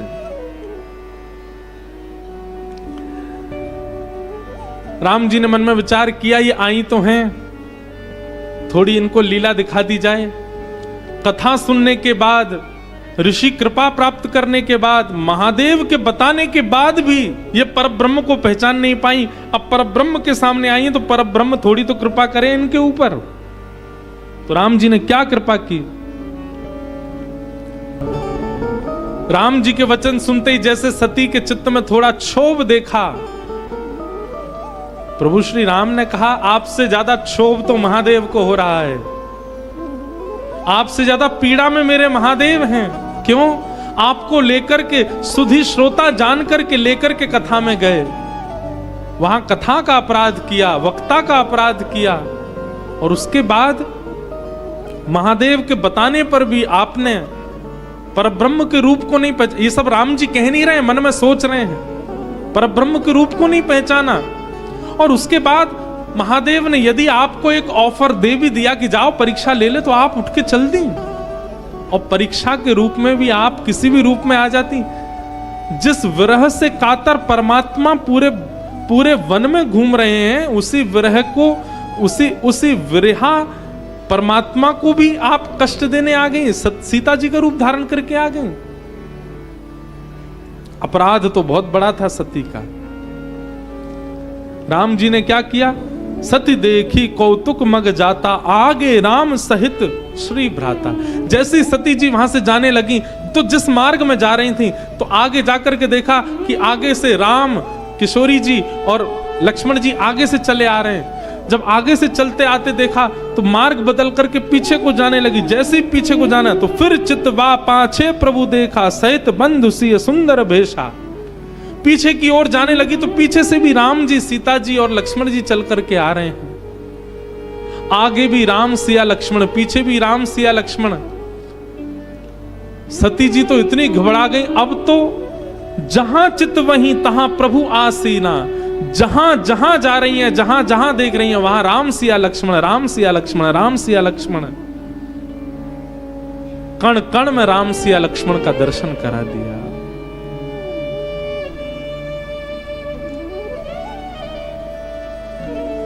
इस प्रकार प्रभु ने अपनी व्यापकता का अनुभव सती को करवा दिया। सब जगह जब राम राम राम राम लक्ष्मण सीता जी को देखने लगी, हृदय कंपित होने लगा, हाथ कांपने लगे। नीचे नजर करके सती बैठ गई, मुख बंद करके जब बैठ गई, नेत्रों पर हाथ रख करके जब बैठ गई। बहुरी विलोकत नैन उघारे, कछु न दीख तहां दक्ष कुमारी। और थोड़ी देर बाद जब नेत्र खोल करके देखा तो सब अंतर दिया, अब कुछ नहीं दिख रहा है। बार बार राम जी को प्रणाम करने लगी और उस तरफ चल पड़ी जहां महादेव बैठे थे। अब अपराध तो बन गया है। महादेव के पास पहुंच गई, ध्यान अवस्था में बैठे हैं महादेव। सती दौड़ी दौड़ी आई हैं, अच्छा, एक बात आपको एक बात मैं कहना चाहूंगा। पढ़ते समय मेरे मन में जो भाव आया वही मैं कह रहा हूं। आप सती जी के प्रति बिल्कुल भी अपने चित्त में कुभाव मत ले आइएगा। कभी कभी हमारे श्रेष्ठ जन, हमारे आचार्य जन जानबूझ करके ऐसी लीला करते हैं ताकि हम सावधान हो जाएं, ताकि हम उस क्रिया को ना करें। जैसे छोटा बालक होता है ना, वो बार बार धूप में जा रहा है खेलने के लिए, बार बार घर से बाहर निकलने को जिद करता है, तो मां क्या करती है? उस बालक को बैठा के उसके सामने अभिनय करती है, स्वयं दौड़ करके जाती है और धूप में खड़े होकर के फिर अपने पैर पकड़ के उसको बालक को हो ताता ताता, और फिर ऐसे करके उसको दिखाती है। तो बालक को कहीं ना कहीं संकेत मिल जाता है कि वहां जाने से मुझे ताता हो जाएगी, और फिर वो बालक स्वयं मां को कहता हूं ताता। मां कहती हाँ मां ताता। ठीक वैसे ही सती सामान्य नहीं है, पर मुझे और आप सबको संभालने के लिए मां ये अभिनय कर रही है। मैं और आप कहीं भटक ना जाएं, या हमारे जैसे जीव कहीं इस मार्ग पर आकर के कहीं अपने मार्ग से च्युत ना हो जाएं, इसलिए मां ये लीला कर रही है। मेरे मन में ऐसा भाव आया कि नहीं, सती ऐसा नहीं कर सकती। सती के मन से ये सब जो हो रहा है, ये सब केवल मुझे और आपको समझाने के लिए। इसलिए किंचित भी कुभाव मत ले आइएगा। और इसका रहस्य तो आगे हम बताएंगे आपको कि ये सब लीला हो क्यों रही है। सती गई, महादेव ने जैसे सती जी को देखा और सती जी को देख करके थोड़े मंद हंसे और कुशलाई पूछी, कहिए ले लिया आपने परीक्षा? किस विधि से परीक्षा लेकर के आई हैं आप? जरा हमें विधि तो बता दीजिए, कैसे परीक्षा ली हमारे इष्ट की? मैंने कहा ना, एक अपराध बना था और उसके बाद अपराध पर अपराध, अपराध पर अपराध, अपराध पर अपराध बनते ही जा रहे हैं। और वो एक अपराध केवल कथा के प्रति था। एक कथा के प्रति बना हुआ अपराध कितने अपराध करवा रहा है। इन सबको करने के बाद भी यदि सती अपनी गलती मान लेती तो शायद कुछ संभल सकती थी बात। और सती क्या कहती है? कछु न परीक्षा लीन गोसाई, मैंने कोई परीक्षा नहीं ली। अब ये तो रहा झूठ, और इस पर फिर दुगना झूठ क्या बोला? कीन प्रणाम तुम्हारी नाई। आप तो दूर से प्रणाम कर रहे थे, आप तो दूर से ही सघन कुंज से देख के प्रणाम कर रहे थे। मुझे इतनी दूर से प्रणाम करने में सुख नहीं मिला। मैंने कहा मैं तो सामने जाके प्रणाम करूंगी, तो मैं तो पास जाके प्रणाम करके आई हूं। झूठ बोल दिया। हमारे शास्त्रों में एक श्लोक है, जाढ्यम धियो हरति सिंचति वाच सत्यम मानोन्नति दिशतु पापम पाकरोति लक्ष्मी तनोति वितनोति च दिक्षु कीर्ति सत्संगति कथय किम न करोति पुंसाम। सत्संग मानव को क्या प्रदान करता है? यदि ये लक्षण आपके अंदर नहीं प्रकट हुए तो इसका मतलब आपने सत्संग नहीं किया। जाढ्यम धियो, सबसे पहली आपकी जड़ बुद्धि का हरण करता है सत्संग। आपकी बुद्धि कैसी हो जाती है? चैतन्य हो जाती है, जिसको हम अंग्रेजी भाषा में कहें ब्रॉड माइंडेड। अब ब्रॉड माइंडेड को आजकल लोग बहुत गलत रूप में लेते हैं। ब्रॉड माइंडेड मतलब धर्म का पालन ना करने वाला, शास्त्रों की बात ना मानने वाला, नियम कानूनों को फॉलो ना करने वाला, उसको कहते हैं ब्रॉड माइंडेड है। नहीं, उसको ब्रॉड माइंडेड नहीं कहते। जड़ बुद्धि नहीं है, जिसकी चैतन्य बुद्धि है। ब्रॉड माइंडेड किसको कहते हैं पता है? सीढ़ी से उतरते उतरते पैर में मोच आई और तुरंत नीचे गिर गए। दुनिया बोली हाय राम, भगवान ने कैसी परीक्षा ले ली, पांव मोड़ दिया, गेड़ दिया, पांव में चोट लगा दी। तो ब्रॉड माइंडेड व्यक्ति क्या सोचता? नहीं, ठाकुर जी ने चोट नहीं लगाई है। कोई बहुत बड़ा हादसा हो ना, ठाकुर जी ने नेक में टाल दिया, इसको कहते हैं ब्रॉड माइंडेड।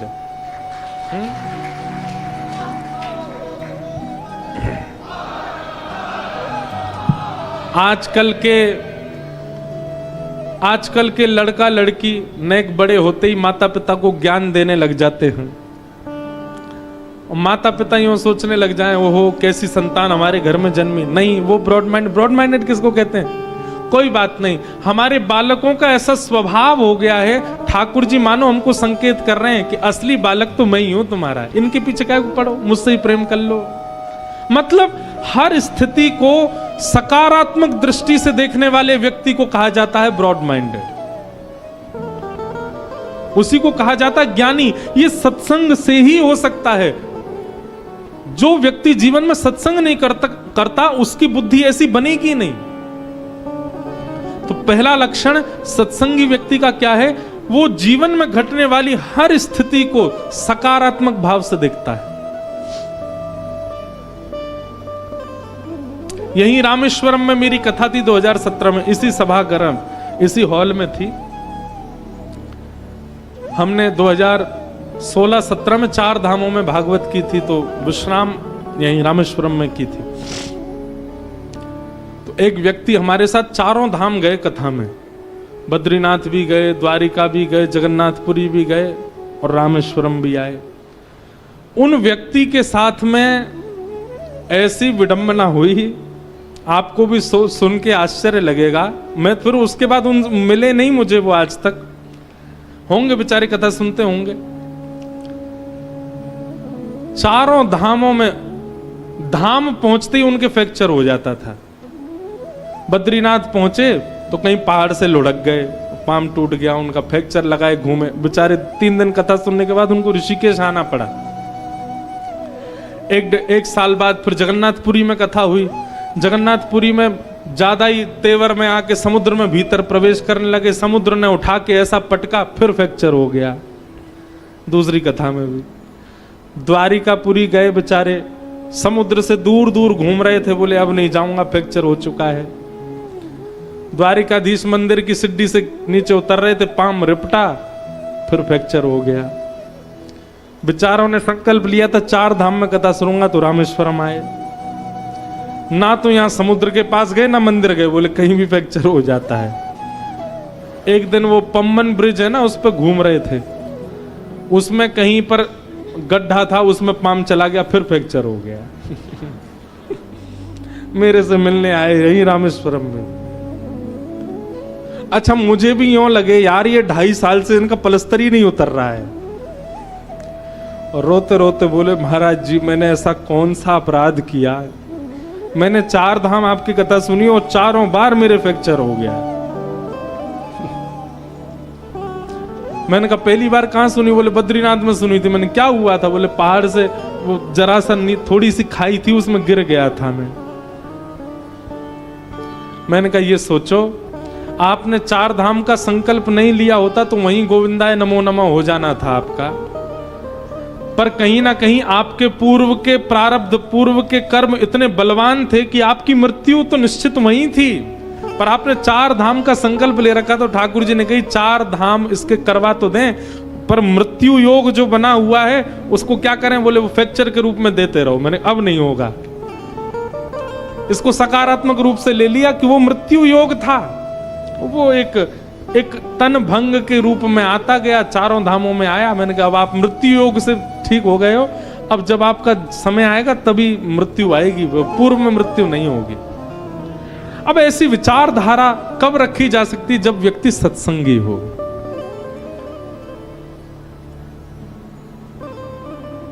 नहीं तो कई लोग बड़े उसमें रहते हैं, क्या बोलते हैं उसको,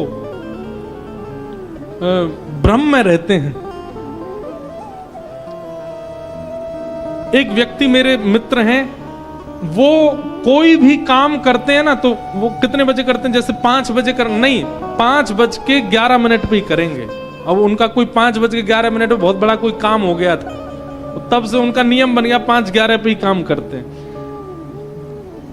मैंने कहा भैया तुम कथा वथा सुना करो। अभी कथा नहीं सुनते तो 24 घंटा में तुम्हारे लिए एक ही शुभ मुहूर्त है, कथा सुनना शुरू कर दोगे 24 घंटा शुभ मुहूर्त हो जाएगा। मैंने कहा फिर विचार नहीं करोगे कि इस समय करना है, ऐसे करना है, वैसे करना है। अब कई लोग कहते हैं पौन होता है ना, पौन पे कोई काम नहीं करना चाहिए, 1:45, 2:45, 3:45 इन पर चलना नहीं चाहिए, निकलना नहीं चाहिए, ये नहीं। कई बार तो हवाई जहाज ही होता है 12:15 बजे। अब हम हवाई जहाज में बैठ के पायलट से कहते सुनो भाई पौन पर मत उड़ाना, नहीं तो क्रैश हो जाएगा। कैसे काम चले? ठीक है, मानो तो सब हो जाएगा, लेकिन जिसके ऊपर हरि कृपा होती है, कथा कृपा होती है, सत्संग की कृपा होती है,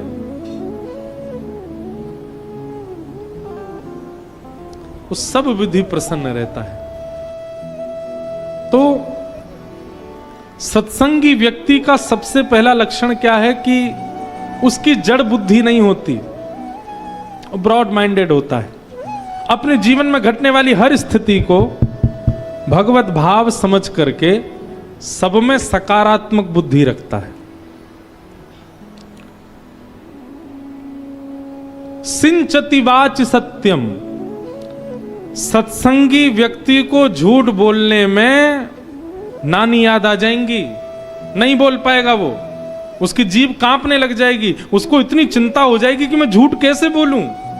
सत्संगी व्यक्ति सामान्य झूठ, बच्चों के सामने कुछ झूठ बोले आदि मजाक में, वो बात अलग है, पर कोई बहुत बड़ी बात पर झूठ, जो कि संसार के लोग ऐसे ही बोल देते हैं, नहीं बोल पाएगा सत्संगी व्यक्ति। उसकी जीभ कांपने लगेगी, उसका हृदय कंपित हो जाएगा, वो रात भर सो नहीं पाएगा झूठ बोलने के बाद। ये सत्संगी व्यक्ति का लक्षण है। सिंचति वाच सत्यम, मानोन्नति दिशतु पापमपा करोति। मेरा बहुत मान हो, यश हो, मेरी बहुत संपत्ति हो, ये सारी इच्छाएं सत्संगी व्यक्ति की सम हो जाती हैं। कोई बहुत मान करने लग जाता है ना, तो वहां पर भी सत्संगी व्यक्ति हाथ जोड़ के नीचे नजर कर लेता है कि मैं इस योग्य नहीं हूं, आप सब कर रहे हो उसके लिए धन्यवाद। ऐसी स्थिति उसकी हो जाती। बहुत धन संपत्ति मिलने पर संसारी व्यक्ति भोग विलास की तरफ भागता है, पर सत्संगी व्यक्ति तीर्थ ही जाएगा। इससे मैं और कितनी संत सेवा कर सकूं, इससे मैं और कितना वैष्णवों का उपकार कर सकूं, ये भावना रखेगा।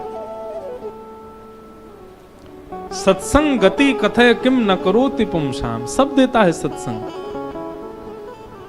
सती के मुख से झूठ निकल रहा है, वो भी किसी सामान्य व्यक्ति के आगे नहीं, स्वयं महादेव के सामने झूठ कोई कैसे बोल सकता है? इस सत्संग के प्रति बने अपराध के कारण हो रहा है। कछु न परीक्षा लीन गुसाई, कीन प्रणाम तुम्हारी नाई। कोई परीक्षा नहीं ली, मैं तो दूर से नहीं पास से प्रणाम करने गई और आपकी तरफ से भी प्रणाम करके आई हूं।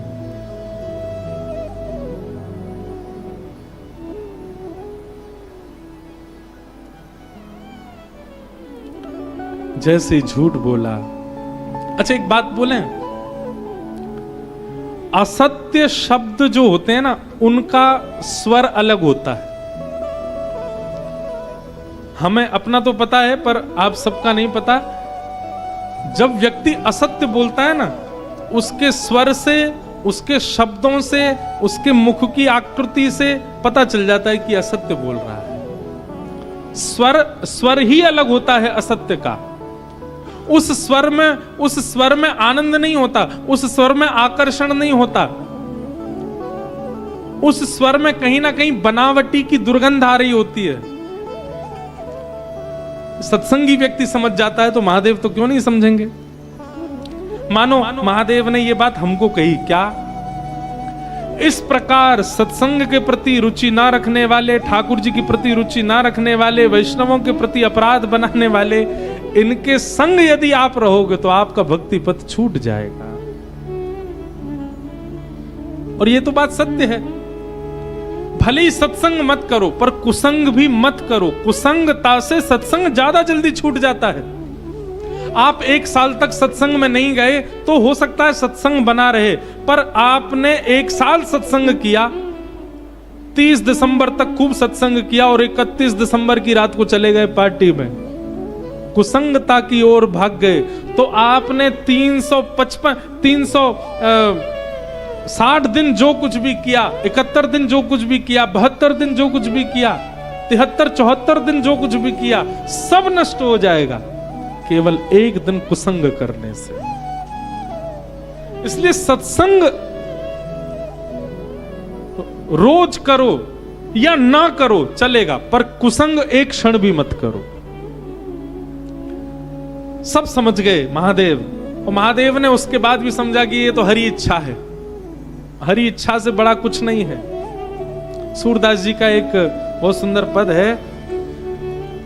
एक तो क्या है कि हम राम कथा में इतने घुस जाते हैं कि हम हमारे ठाकुर जी वालों को तो देख ही नहीं पा रहे, हमारी जो कथा के नित्य क्रम है हम उनमें जा ही नहीं पा रहे। सूरदास जी का एक पद है, लो आई नहीं रहा याद, करी गोपाल की सब होए। सूरदास जी कहते हैं करी गोपाल की सब होए। और यदि कोई अपना पुरुषार्थ मानता है तो महामूर्ख सोए। यदि अपना पुरुषार्थ यदि कोई मान रहा है कि मैंने किया, सूरदास जी कहते हैं महामूर्ख है वो। करी गोपाल की सब होए। महादेव समझ गए कि अब सती का संग मैं नहीं कर सकता, क्यों? इनके संग से अब मेरा भक्ति पथ टूट जाएगा। आहा,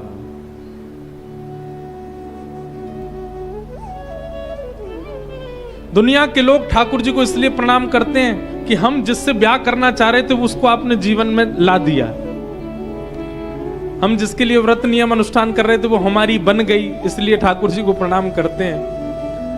पर महादेव इसलिए प्रणाम कर रहे हैं, बोले कि जिससे मेरा भजन छूटता आपने उसको जीवन से अलग किया, इसके लिए बहुत बड़ी कृपा ठाकुर जी। एक बात बताएं बंधुओं, प्रभु हमारी रक्षा करते हैं, इसको आप किस रूप में देखते हो? समुद्र की भारी लहर आई और आप उससे बच गए, क्या वो प्रभु रक्षा है? नहीं। हां, बात है हम कहीं ना कहीं मानते हैं उसको, पर मूल रूप से वो प्रत्यक्ष प्रभु रक्षा नहीं है। हवाई जहाज का इंजन फेल हो गया लेकिन फिर भी आप सही सलामत लैंड कर गए, ये प्रभु इच्छा नहीं है, ये प्रभु रक्षा नहीं है। उसमें हम कहीं ना कहीं मानते हैं, पर वो 0.1 रक्षा करी ठाकुर जी ने हमारी। गाड़ी का एक्सीडेंट होते होते बच गया, ये भी 0.1 रक्षा है। पर सबसे बड़ी रक्षा किसको मानो कि ठाकुर जी ने आपकी रक्षा की। एक कुसंगी जीवन में आया और उस कुसंगी की आती आप पहचान गए कि ये कुसंगी है और आपने उसका त्याग कर दिया, ये प्रभु रक्षा है। ठाकुर जी ने आपकी रक्षा की। कई लोगों के ब्याह हो जाते हैं और ब्याह हो जाने के 1.5-2 साल बाद पता चलता है कि जिनसे ब्याह हुआ ये तो महाकुसंगी है, अब इसको नहीं छोड़ सकते। ठाकुर जी ने उसकी रक्षा नहीं की, अब क्या करें, अब तो रहना पड़ेगा। तब वो हरी इच्छा मान करके फिर रहते हैं। और फिर जैसा, अच्छा देखो, त्याग यहां महादेव ने सती का कोई ऐसे कह दिया चली जाओ यहां से, अब तुम्हारे संग नहीं रहेंगे, नहीं नहीं नहीं नहीं, अपने संगी लेकर के गए। आगे कह रहे हैं ना, चलत गगन भय गिरा सुहाई, जह महेश भली भगति दृढ़ाई। उसके बाद भी सती को मन से त्यागा महादेव ने, तन से नहीं त्यागा। संग लेकर के गए हिमालय तक, व्यवहार निभा रहे हैं, पर अब स्वभाव में स्थान नहीं दे रहे हैं सती को। तो जिन लोगों के ब्याह हो जाते हैं, ब्याह के बाद पता चलता है कि जिनसे ब्याह हुआ वो तो कहीं से भी ठाकुर जी के नहीं है, दूर दूर तक। तो फिर क्या किया जाए? तो फिर यही है भैया कि जैसे महादेव ने मन से त्यागा ना, आप भी मन से त्यागो। और मन से त्यागने की कोई विधि नहीं है, मन से त्यागना हम सब जानते हैं। कई बार हम अपने घर खानदान के कई लोगों को मन से बिल्कुल नहीं चाहते, पर उनका फोन आ जाता, अरे तुमको याद कर रहे थे, बहुत दिन से तुम्हारी याद आ रही थी, आज तुम्हारा फोन ही आ गया, और सब ठीक, सब आनंद मंगल। फोन रख के कहते हैं जी और कनास फोन करता मुझको, मन से हम नहीं चाहते उसको, पर उसके सन्मुख हम कैसा प्रदर्शन करते हैं। तो जहां ऐसा संबंधी परिवार का है जिसको आप छोड़ नहीं सकते, पर वो कुसंगी है, वो भगवत विमुख है, तो क्या करें? मन से उसका त्याग करो। हम लोग उस स्थिति में नहीं है, हम लोग उस चरम भाव में नहीं पहुंचे मीराबाई की तरह कि तन से ही त्याग कर दें। हम उस स्थिति में नहीं है कि कुंभन दास जी के 7 पुत्र थे, पर कुंभन दास जी से कोई पूछता आपके कितने बालक हैं, तो कहते मेरे 1.5 बच्चे हैं। कितने बच्चे? 1.5। 1 बोल दो, 2 बोल दो, 4 बोल दो, ये 1.5 क्या होता है? 1.5 बच्चे किसके होते हैं?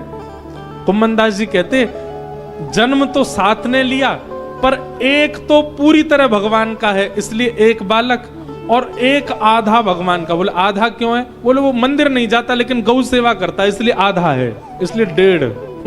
7 में से 1.5 बच्चे हैं मेरे। ये कुंभन दास जी हैं। अब हम लोग उस स्थिति में नहीं है कि हम ऐसा कह सकें, तो इसलिए क्या करें? शंकर जी ये बता रहे हैं, बोले जब कोई भगवत विमुख जीवन में आ जाए तो फिर उसका मन से त्याग करो। आहा, जैसे ही मन से त्याग किया तभी आकाशवाणी होने लगी, चलत गगन भई गिरा सुहाई,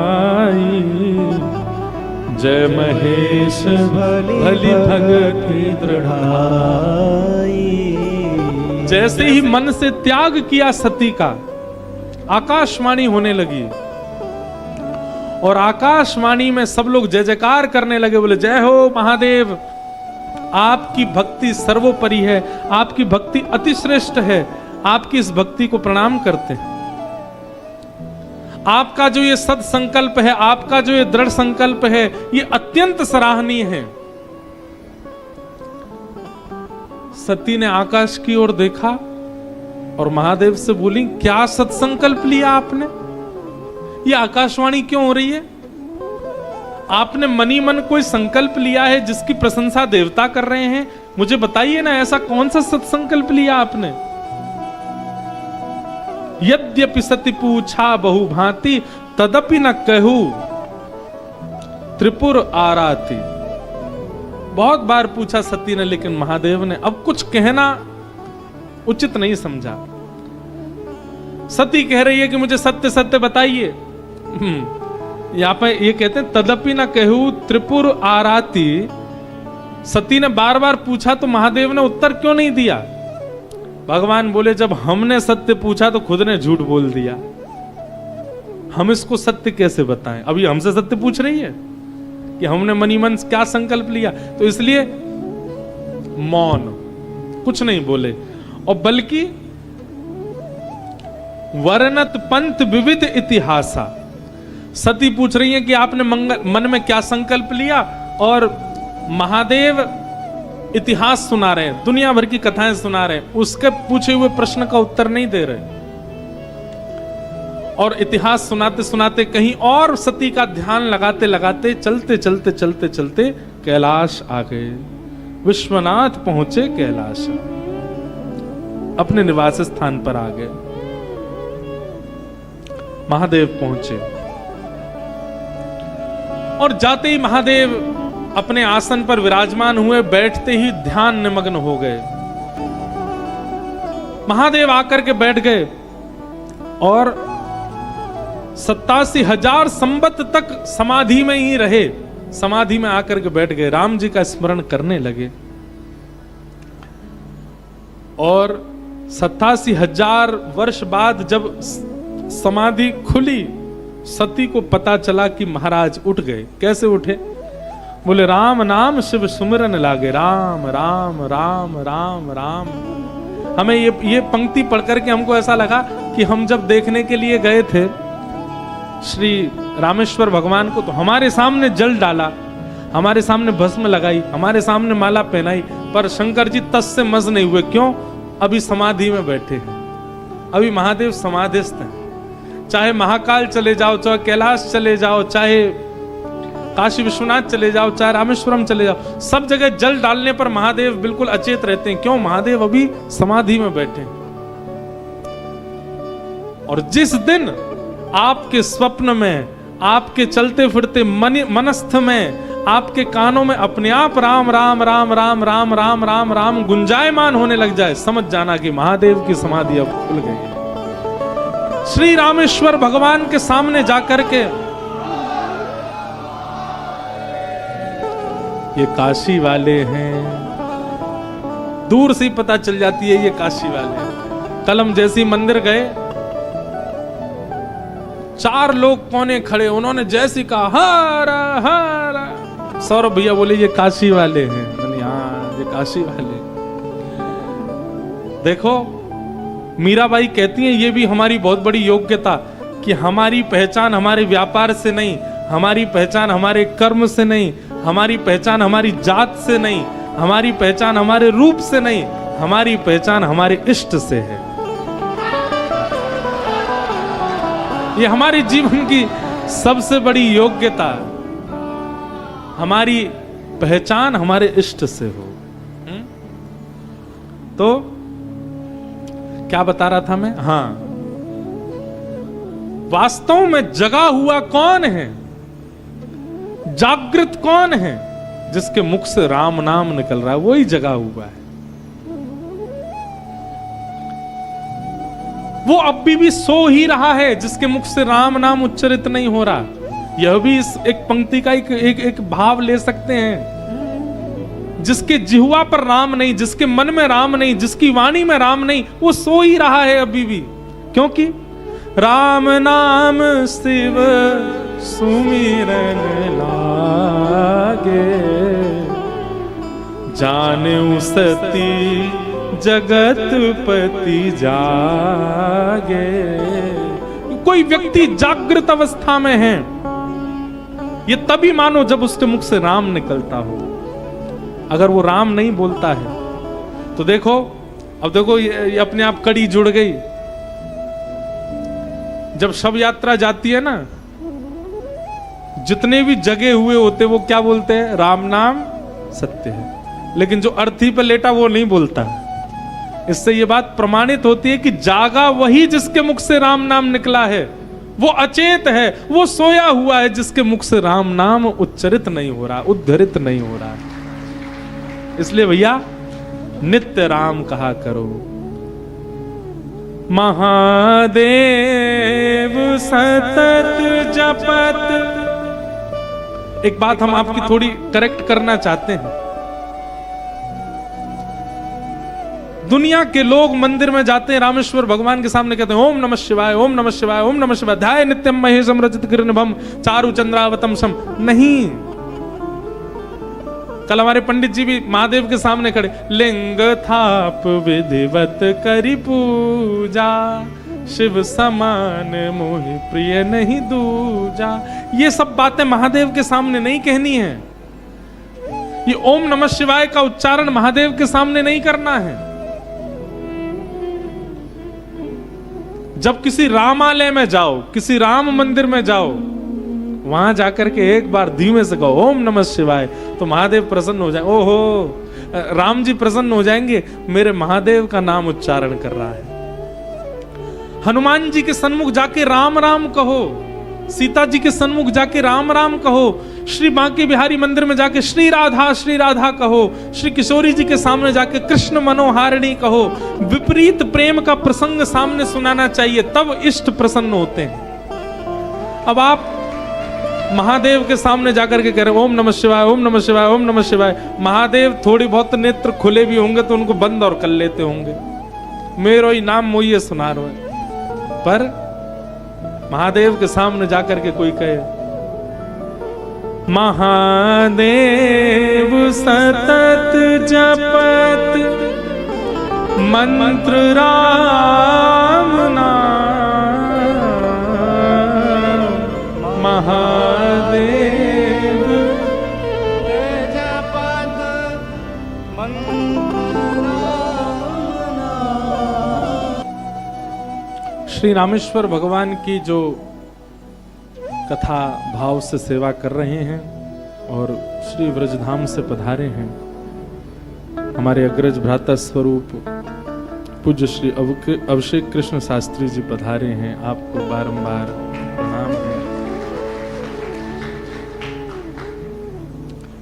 आप श्री 2 सत्र में कथा सुना रहे हैं, सुबह और शाम, उसके बीच में समय मिला तो आप आज कथा में पधारे। हमको तो कथा कहने में इतना आनंद हो रहा है कि 1 बजे तक का समय है, पर 1:30 बज रहे हैं। हमारा तो मन ही नहीं हो रहा कथा विश्राम करने, ना हमको भूख लग रही, ना हमको नींद आ रही, ना हमको इतना आनंद आ रहा है। हम पूरे दिन तो पढ़ते हैं, पूरी रात पढ़ते हैं, ऊपर दिन में कथा सुनाते हैं, क्योंकि राम कथा हमारा ये कहना उचित नहीं कि राम कथा हमारा विषय नहीं। भारत में जन्म लेने वाले हर व्यक्ति का अधिकार है मानस जी, उसको पढ़ना चाहिए, जीवन में उतारना चाहिए। तो मानो ऐसा लगता है कि मानस जी के संस्पर्श में जब से आए हैं तो ऐसा लगता है कि आत्मा को परमात्मा मिल रहा है, इसलिए ना भूख लग रही है, ना प्यास, ना निद्रा, ना कुछ, खूब आनंद आ रहा है हमको। यद्यपि हम इतने शुद्धि वक्ता नहीं है और ना कभी बन पाएंगे मानस जी के, लेकिन हमको फिर भी सुख मिल रहा है। एक तो गायन खूब गा गा करके जो चौपाइयां सुनाते हैं ना, आनंद आता है, ऐसा लगता है कि दृश्य हमारे सामने दिख रहा है। वो तो भागवत जी में भी लगता है, पर यहाँ क्योंकि कभी कभी राम कथा कहने का अवसर मिलता है तो बहुत ज्यादा अनुभव होता है। वो ही जागृत अवस्था में है जिसके मुख से राम नाम निकलता हो। जो राम उच्चारण नहीं करता, जो राम उद्धृत नहीं करता, वो जीवित अवस्था में है ही नहीं है। इसलिए राम,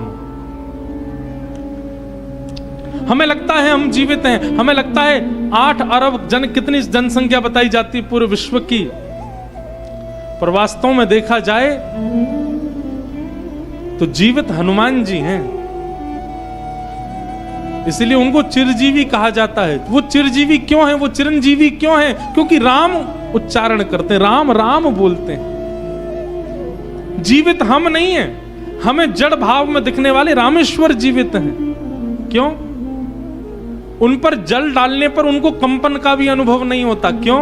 क्योंकि इतने लीन हो चुके हैं राम नाम में।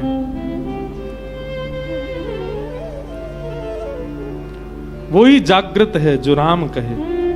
और देखो कितनी बातें जुड़ती चली जाती हैं। बालकन ने शांत कर लियो माताओं, ये नेक देख लियो, नेक है जाए बस, पर हम विश्राम कर ही रहे। कितनी छोटी छोटी बातें यहां पर सीखने को मिल रही हैं। जागृत वही है जो राम नाम कहता है, एक बात। दूसरी बात यहां कहते हैं कि जानेऊ सती जगतपति जागे। अब महादेव जगे हैं, हम जगते ही क्या करते हैं? जगते ही चाय पी रहे हैं, जगते ही हमारे दुनिया भर के कर्म है, पर महादेव जगते ही क्या कर रहे हैं? लगे कहन हरि कथा रसाला। उठते ही महादेव कथा सुनाने लग गए।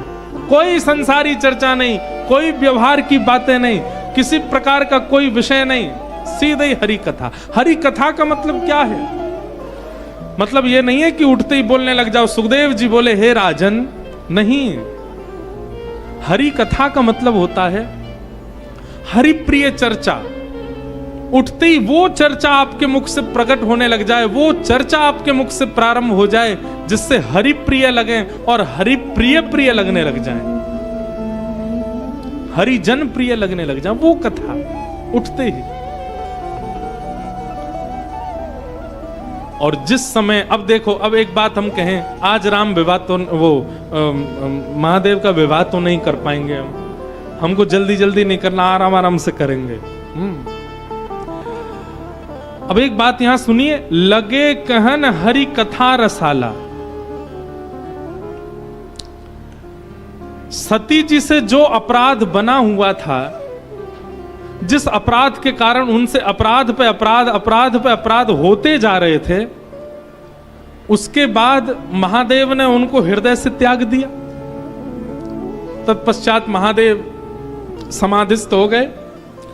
समाधि से उठते ही महादेव ने विचार किया कि अब एक बार और प्रयास करूं कथा सुना करके सती को संभालने का। बहुत वर्ष हो गए, अब शायद जो बने हुए अपराध हैं वो सब नष्ट हो जाएं। परंतु एक बात याद रखिएगा, ठाकुर जी की सेवा में आपसे कोई अपराध हो जाए उसमें क्षमा प्राप्त हो जाती है, पर कथा के प्रति, वक्ता के प्रति, सत्संग के प्रति जब आपसे अपराध बनता है ना, तो वो अपराध, उसका फिर एक ही निवारण है, क्या? देह त्याग। फिर तो जन्म ही दूसरा लेना पड़ेगा, फिर उससे बचने का कोई और उपाय नहीं है। और उसका प्रमाण यहां पर यह दिखा कि महादेव ने जब पुनः कथा सुनाना, इतने वर्ष बाद सती के उस क्रिया के बाद अब पुनः कथा सुनाने का जब प्रयास किया, अब महादेव तो चाहते हैं कि मैं कथा सुनाऊं, पर सती के द्वारा बने हुए पूर्व के अपराधों के कारण अब प्रकृति ऐसी योजना बना रही है कि सती कथा सुनी नहीं पाएगी। लगे कहन हरि कथा रसाला, और उसी समय दक्ष प्रजेश बहेते ही काला, उसी समय दक्ष प्रजापति बना दिए गए, प्रजापतियों के शीर्ष बना दिए गए, मुखिया बना दिए गए। अब सती तो यहां कथा सुनने के लिए बैठी हैं, महादेव कथा सुना रहे हैं, महादेव चाह रहे हैं एक प्रयास करके सती को फिर से भक्ति पथ पर लाया जाए, परंतु अब पूर्व के अपराध के कारण प्रकृति ऐसी योजना बना रही है कि सती कथा सुन नहीं पाएंगी। इसलिए कथा एक बार भी मिल जाए तो ससम्मान सुन लीजिए, कथा एक बार भी जीवन में आ जाए नेत्र खोल करके सुन लीजिए, कथा एक बार भी जीवन में आ जाए तो जागृत अवस्था में बैठ के सुन लीजिए, क्योंकि एक बार कथा मिलने पर आप उसके प्रति यदि अपराध बना देते हैं तो फिर प्रकृति बाद में ऐसा प्रयास करेगी कि आप कथा सुन ही नहीं पाओ। वो सती के साथ हो रहा है यहां पर। यहां दक्ष प्रजापति जैसे ही प्रजापतियों के मुखिया बने, इस संसार में ऐसा कोई जन्मा ही नहीं है जिसको प्रभुता मिलने पर अहंकार ना हुआ हो, जिसको प्रभुता मिलने पर अभिमान ना हुआ। दक्ष प्रजापति को अभिमान होने लगा, एक श्रेष्ठता प्राप्त होने के बाद।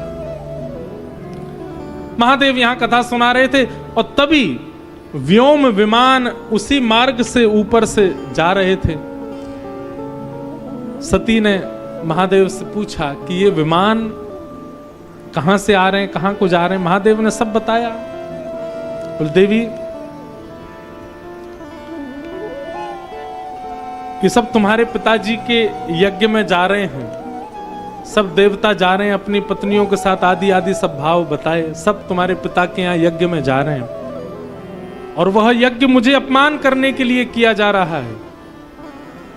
पूरी घटना बताई, आप सबको पता ही है कि दक्ष प्रजापति के सभा में आते सब खड़े हुए, लेकिन विष्णु तो आए ही नहीं थे, ब्रह्मा जी खड़े नहीं हुए क्योंकि ब्रह्मा तो पिता हैं, और महादेव भी खड़े नहीं हुए। क्यों? चिदानंद रूप शिवोहम शिवोहम, वो अहम शून्य हैं। उनको जब राग की इच्छा नहीं है तो उनके भीतर ममत्व भी नहीं है, द्वेष भी नहीं है, और राग द्वेष से विमुख व्यक्ति सम्मान करना जानता नहीं है, उसका स्वभाव ही नहीं होता है। जब महादेव को खड़ा नहीं देखा तो दक्ष प्रजापति उपहास करने लगा, और उस उपहास को देख करके नंदी आदि क्रोधित हो गए, क्रोधित होकर के बोलने लगे, अरे इतना मैं करता, अपने ऊपर अहंकार करता है, तुझे तो बकरा बन जाना चाहिए, तू मानव क्यों बन गया? महादेव अपनी सभी सभा, अपने लोगों को लेकर के वहां से चले गए। सब बातें आज महादेव सती को बता रहे हैं। बोले तब से ही तुम्हारे पिताजी हमसे चिढ़ते हैं और आज एक बहुत बड़ा यज्ञ कर रहे हैं, उस यज्ञ में भी हमको स्थान नहीं दिया है। और ये सारे विमान यहां होकर के इसलिए भेजे जा रहे हैं ताकि मेरे मन में और तुम्हारे मन में ऐसी भावना आए कि देखो यज्ञ हो रहा है, सब बुलाए, तुमको नहीं बुलाया गया है।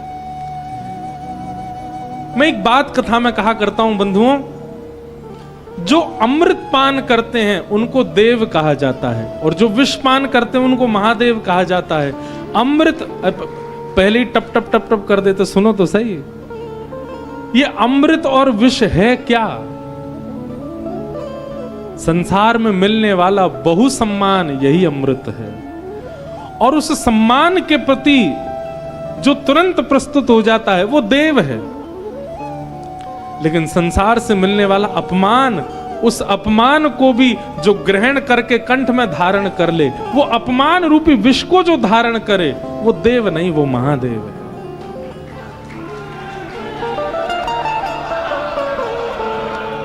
ये महादेव है। उनको सम्मान की अति इच्छा नहीं, लेकिन सती बोली, यद्यपि मित्र प्रभु पित गुरु गेहा, जाइए बिनु बोले हूं न संदेहा। पिता के घर, मित्र के घर, गुरु के घर निमंत्रण की आवश्यकता नहीं होनी चाहिए, ऐसे ही चले जाना चाहिए। दक्ष हमारे पिता हैं, हम क्यों नहीं जा सकते? भगवान बोले देखो, पिता के घर, गुरु के घर, मित्र के घर बिना निमंत्रण के जाना चाहिए, पर याद रहे आपको पता है कि आपके पहुंचने से वहां कलेश हो जाएगा तो नहीं जाना चाहिए। आपको पता है कि आपकी उपस्थिति से वहां काम बिगड़ेंगे तो फिर जबरदस्ती इस चौपाई को गा करके जाना नहीं चाहिए वहां पर। कई बार गुरु के यहां उपस्थित होना अनावश्यक है तो मत जाओ। मित्र के यहां जाने से पता है झगड़ा हो जाएगा तो मत जाओ। पिता के यहां जाने से भी कुछ ऐसा अनीत हो जाएगा तो नहीं जाना चाहिए। पर सती को अब कौन समझाए? बंधुओं, सती की बात सुनकर के भगवान बोले, भांति अनेक शंभु समझावा, भावी वश न ज्ञान और आवा। भाव के वश कोई ज्ञान आता नहीं है चित्त में। महादेव ने खूब समझाया, लेकिन सती बोली नहीं, मैं जाऊंगी, मैं जाकर के पिता को समझाऊंगी, क्या पता मेरी बात सुनकर के वे आपके प्रति आनंदित हो जाएं, शायद सुलह हो जाए। महादेव सब जानते हैं कि अब बात बनने वाली नहीं है और सती को भी समझाने से कोई काम बनेगा नहीं। महादेव ने स्वयं ही सती जी के सारे कपड़े आदि लिए, गणों को कहा आप संग जाओ सती के, आप जाओ, मैं यही हूं। बंधुओं, अब एक बात कह के हम कथा विश्राम करेंगे।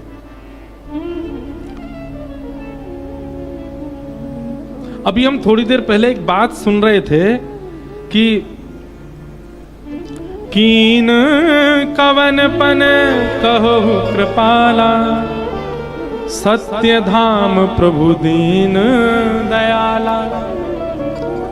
महादेव ने जब अपने मन से त्याग किया सती का, उस समय आकाशवाणी हुई और आकाशवाणी के द्वारा सब कहने लगे, देवता आदि सब कहने लगे, बोले आपका ये सत्य धर्म, ये सत्य व्रत अति प्रिय है। आपकी सत्य निष्ठा की वाहवाही देवता कर रहे हैं। ऐसा कौन सा सत्य व्रत आपने धारण किया, या ऐसी कौन सी क्रिया आपने मन ही मन कर ली जिससे देवता इतने प्रसन्न हो रहे हैं? ये संपूर्ण सती चरित्र जो हम सुन रहे थे, ये सब पूर्व से ही नियोजित था और सती के द्वारा ही नियोजित था।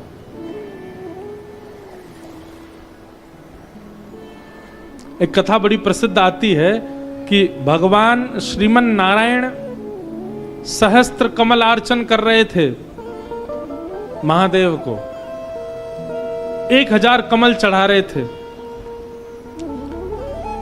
1000 पूरे होने में 2-4 ही बचे थे, तभी महादेव ने एक लीला की, एक कमल उसमें से अंतर ध्यान कर दिया। 999 कमल चढ़े, और जैसे 999 कमल चढ़े तो भगवान श्रीमन नारायण इतने व्याकुल हो गए, बोले मेरी अर्चना अधूरी रह जाएगी, 1000 कमल चढ़ाने और ये 999 ही रह गए, अब क्या करें, एक कमल कहां से लाए जाएं, अर्चना तो पूरी करनी है। तभी ठाकुर जी क्या करने लगे, भगवान ने मन में विचार किया कि मेरे पूरे अंग को कमल कहा जाता है, मेरे नेत्र कमल है, हस्त कमल है, चरण कमल है, मेरा पूरा वपुः कमल है।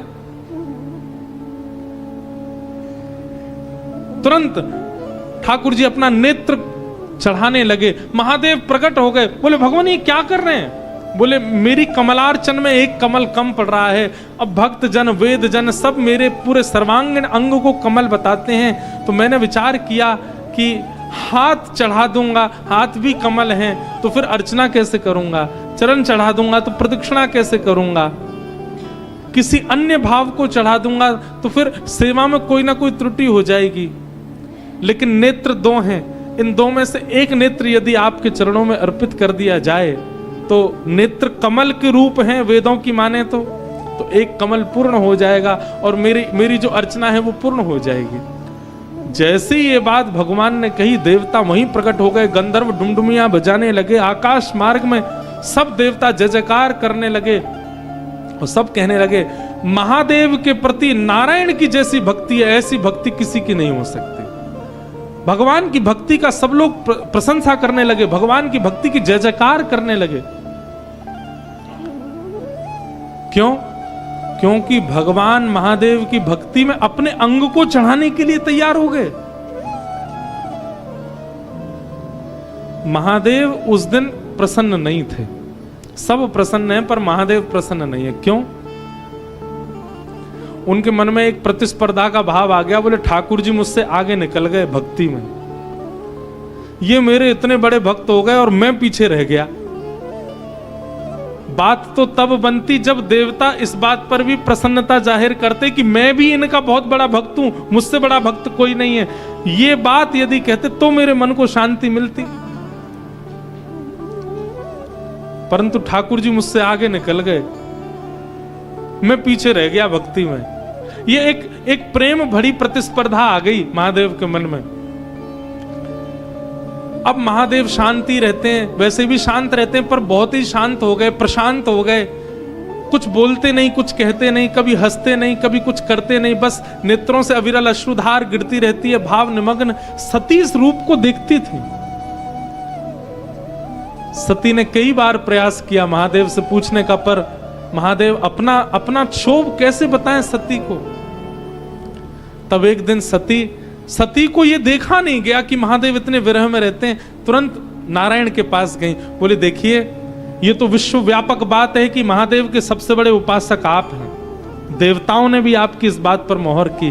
मैं आपसे पूछना चाहती हूँ, मेरे प्राणनाथ आजकल बहुत उदास रहते हैं, बहुत विरह में रहते हैं, बहुत शांत रहते हैं, प्रशांत रहते हैं, इसके पीछे कारण क्या है?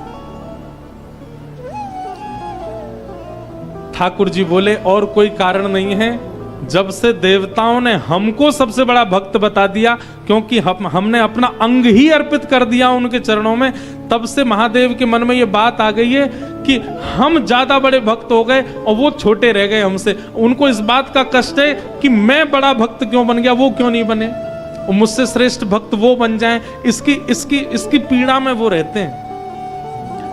अब मैं तो नेत्र अर्पित कर चुका हूं, महादेव मन में विचार करते हैं अंग अर्पित करूंगा तो देखी दिखाई बात मानी जाएगी कि ओहो नारायण ने किया तो उनकी देखा देखी इन्होंने भी कर दिया। अपनी प्रिय कौन सी वस्तु अर्पित करूं, इसी चिंता में वो रहते हैं।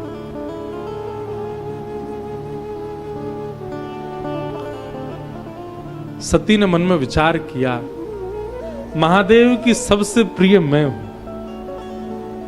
महादेव की सबसे प्रिय मैं हूं, यदि आपकी भक्ति के लिए वो मेरा त्याग कर दें तो कहीं ना कहीं आपसे भी श्रेष्ठ भक्त वो हो जाएंगे और महादेव प्रसन्न हो जाएंगे। और यदि इस योजना को हम सफल करा दें तो मेरे प्राणनाथ सदा के लिए प्रसन्न रहेंगे।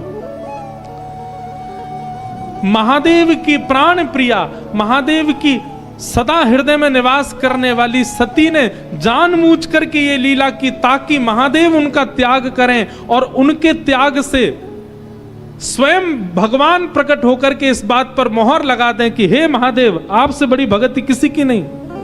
चलत गगन भय गिरा सुहाई, जय महेश भली भगति दृढ़ाई।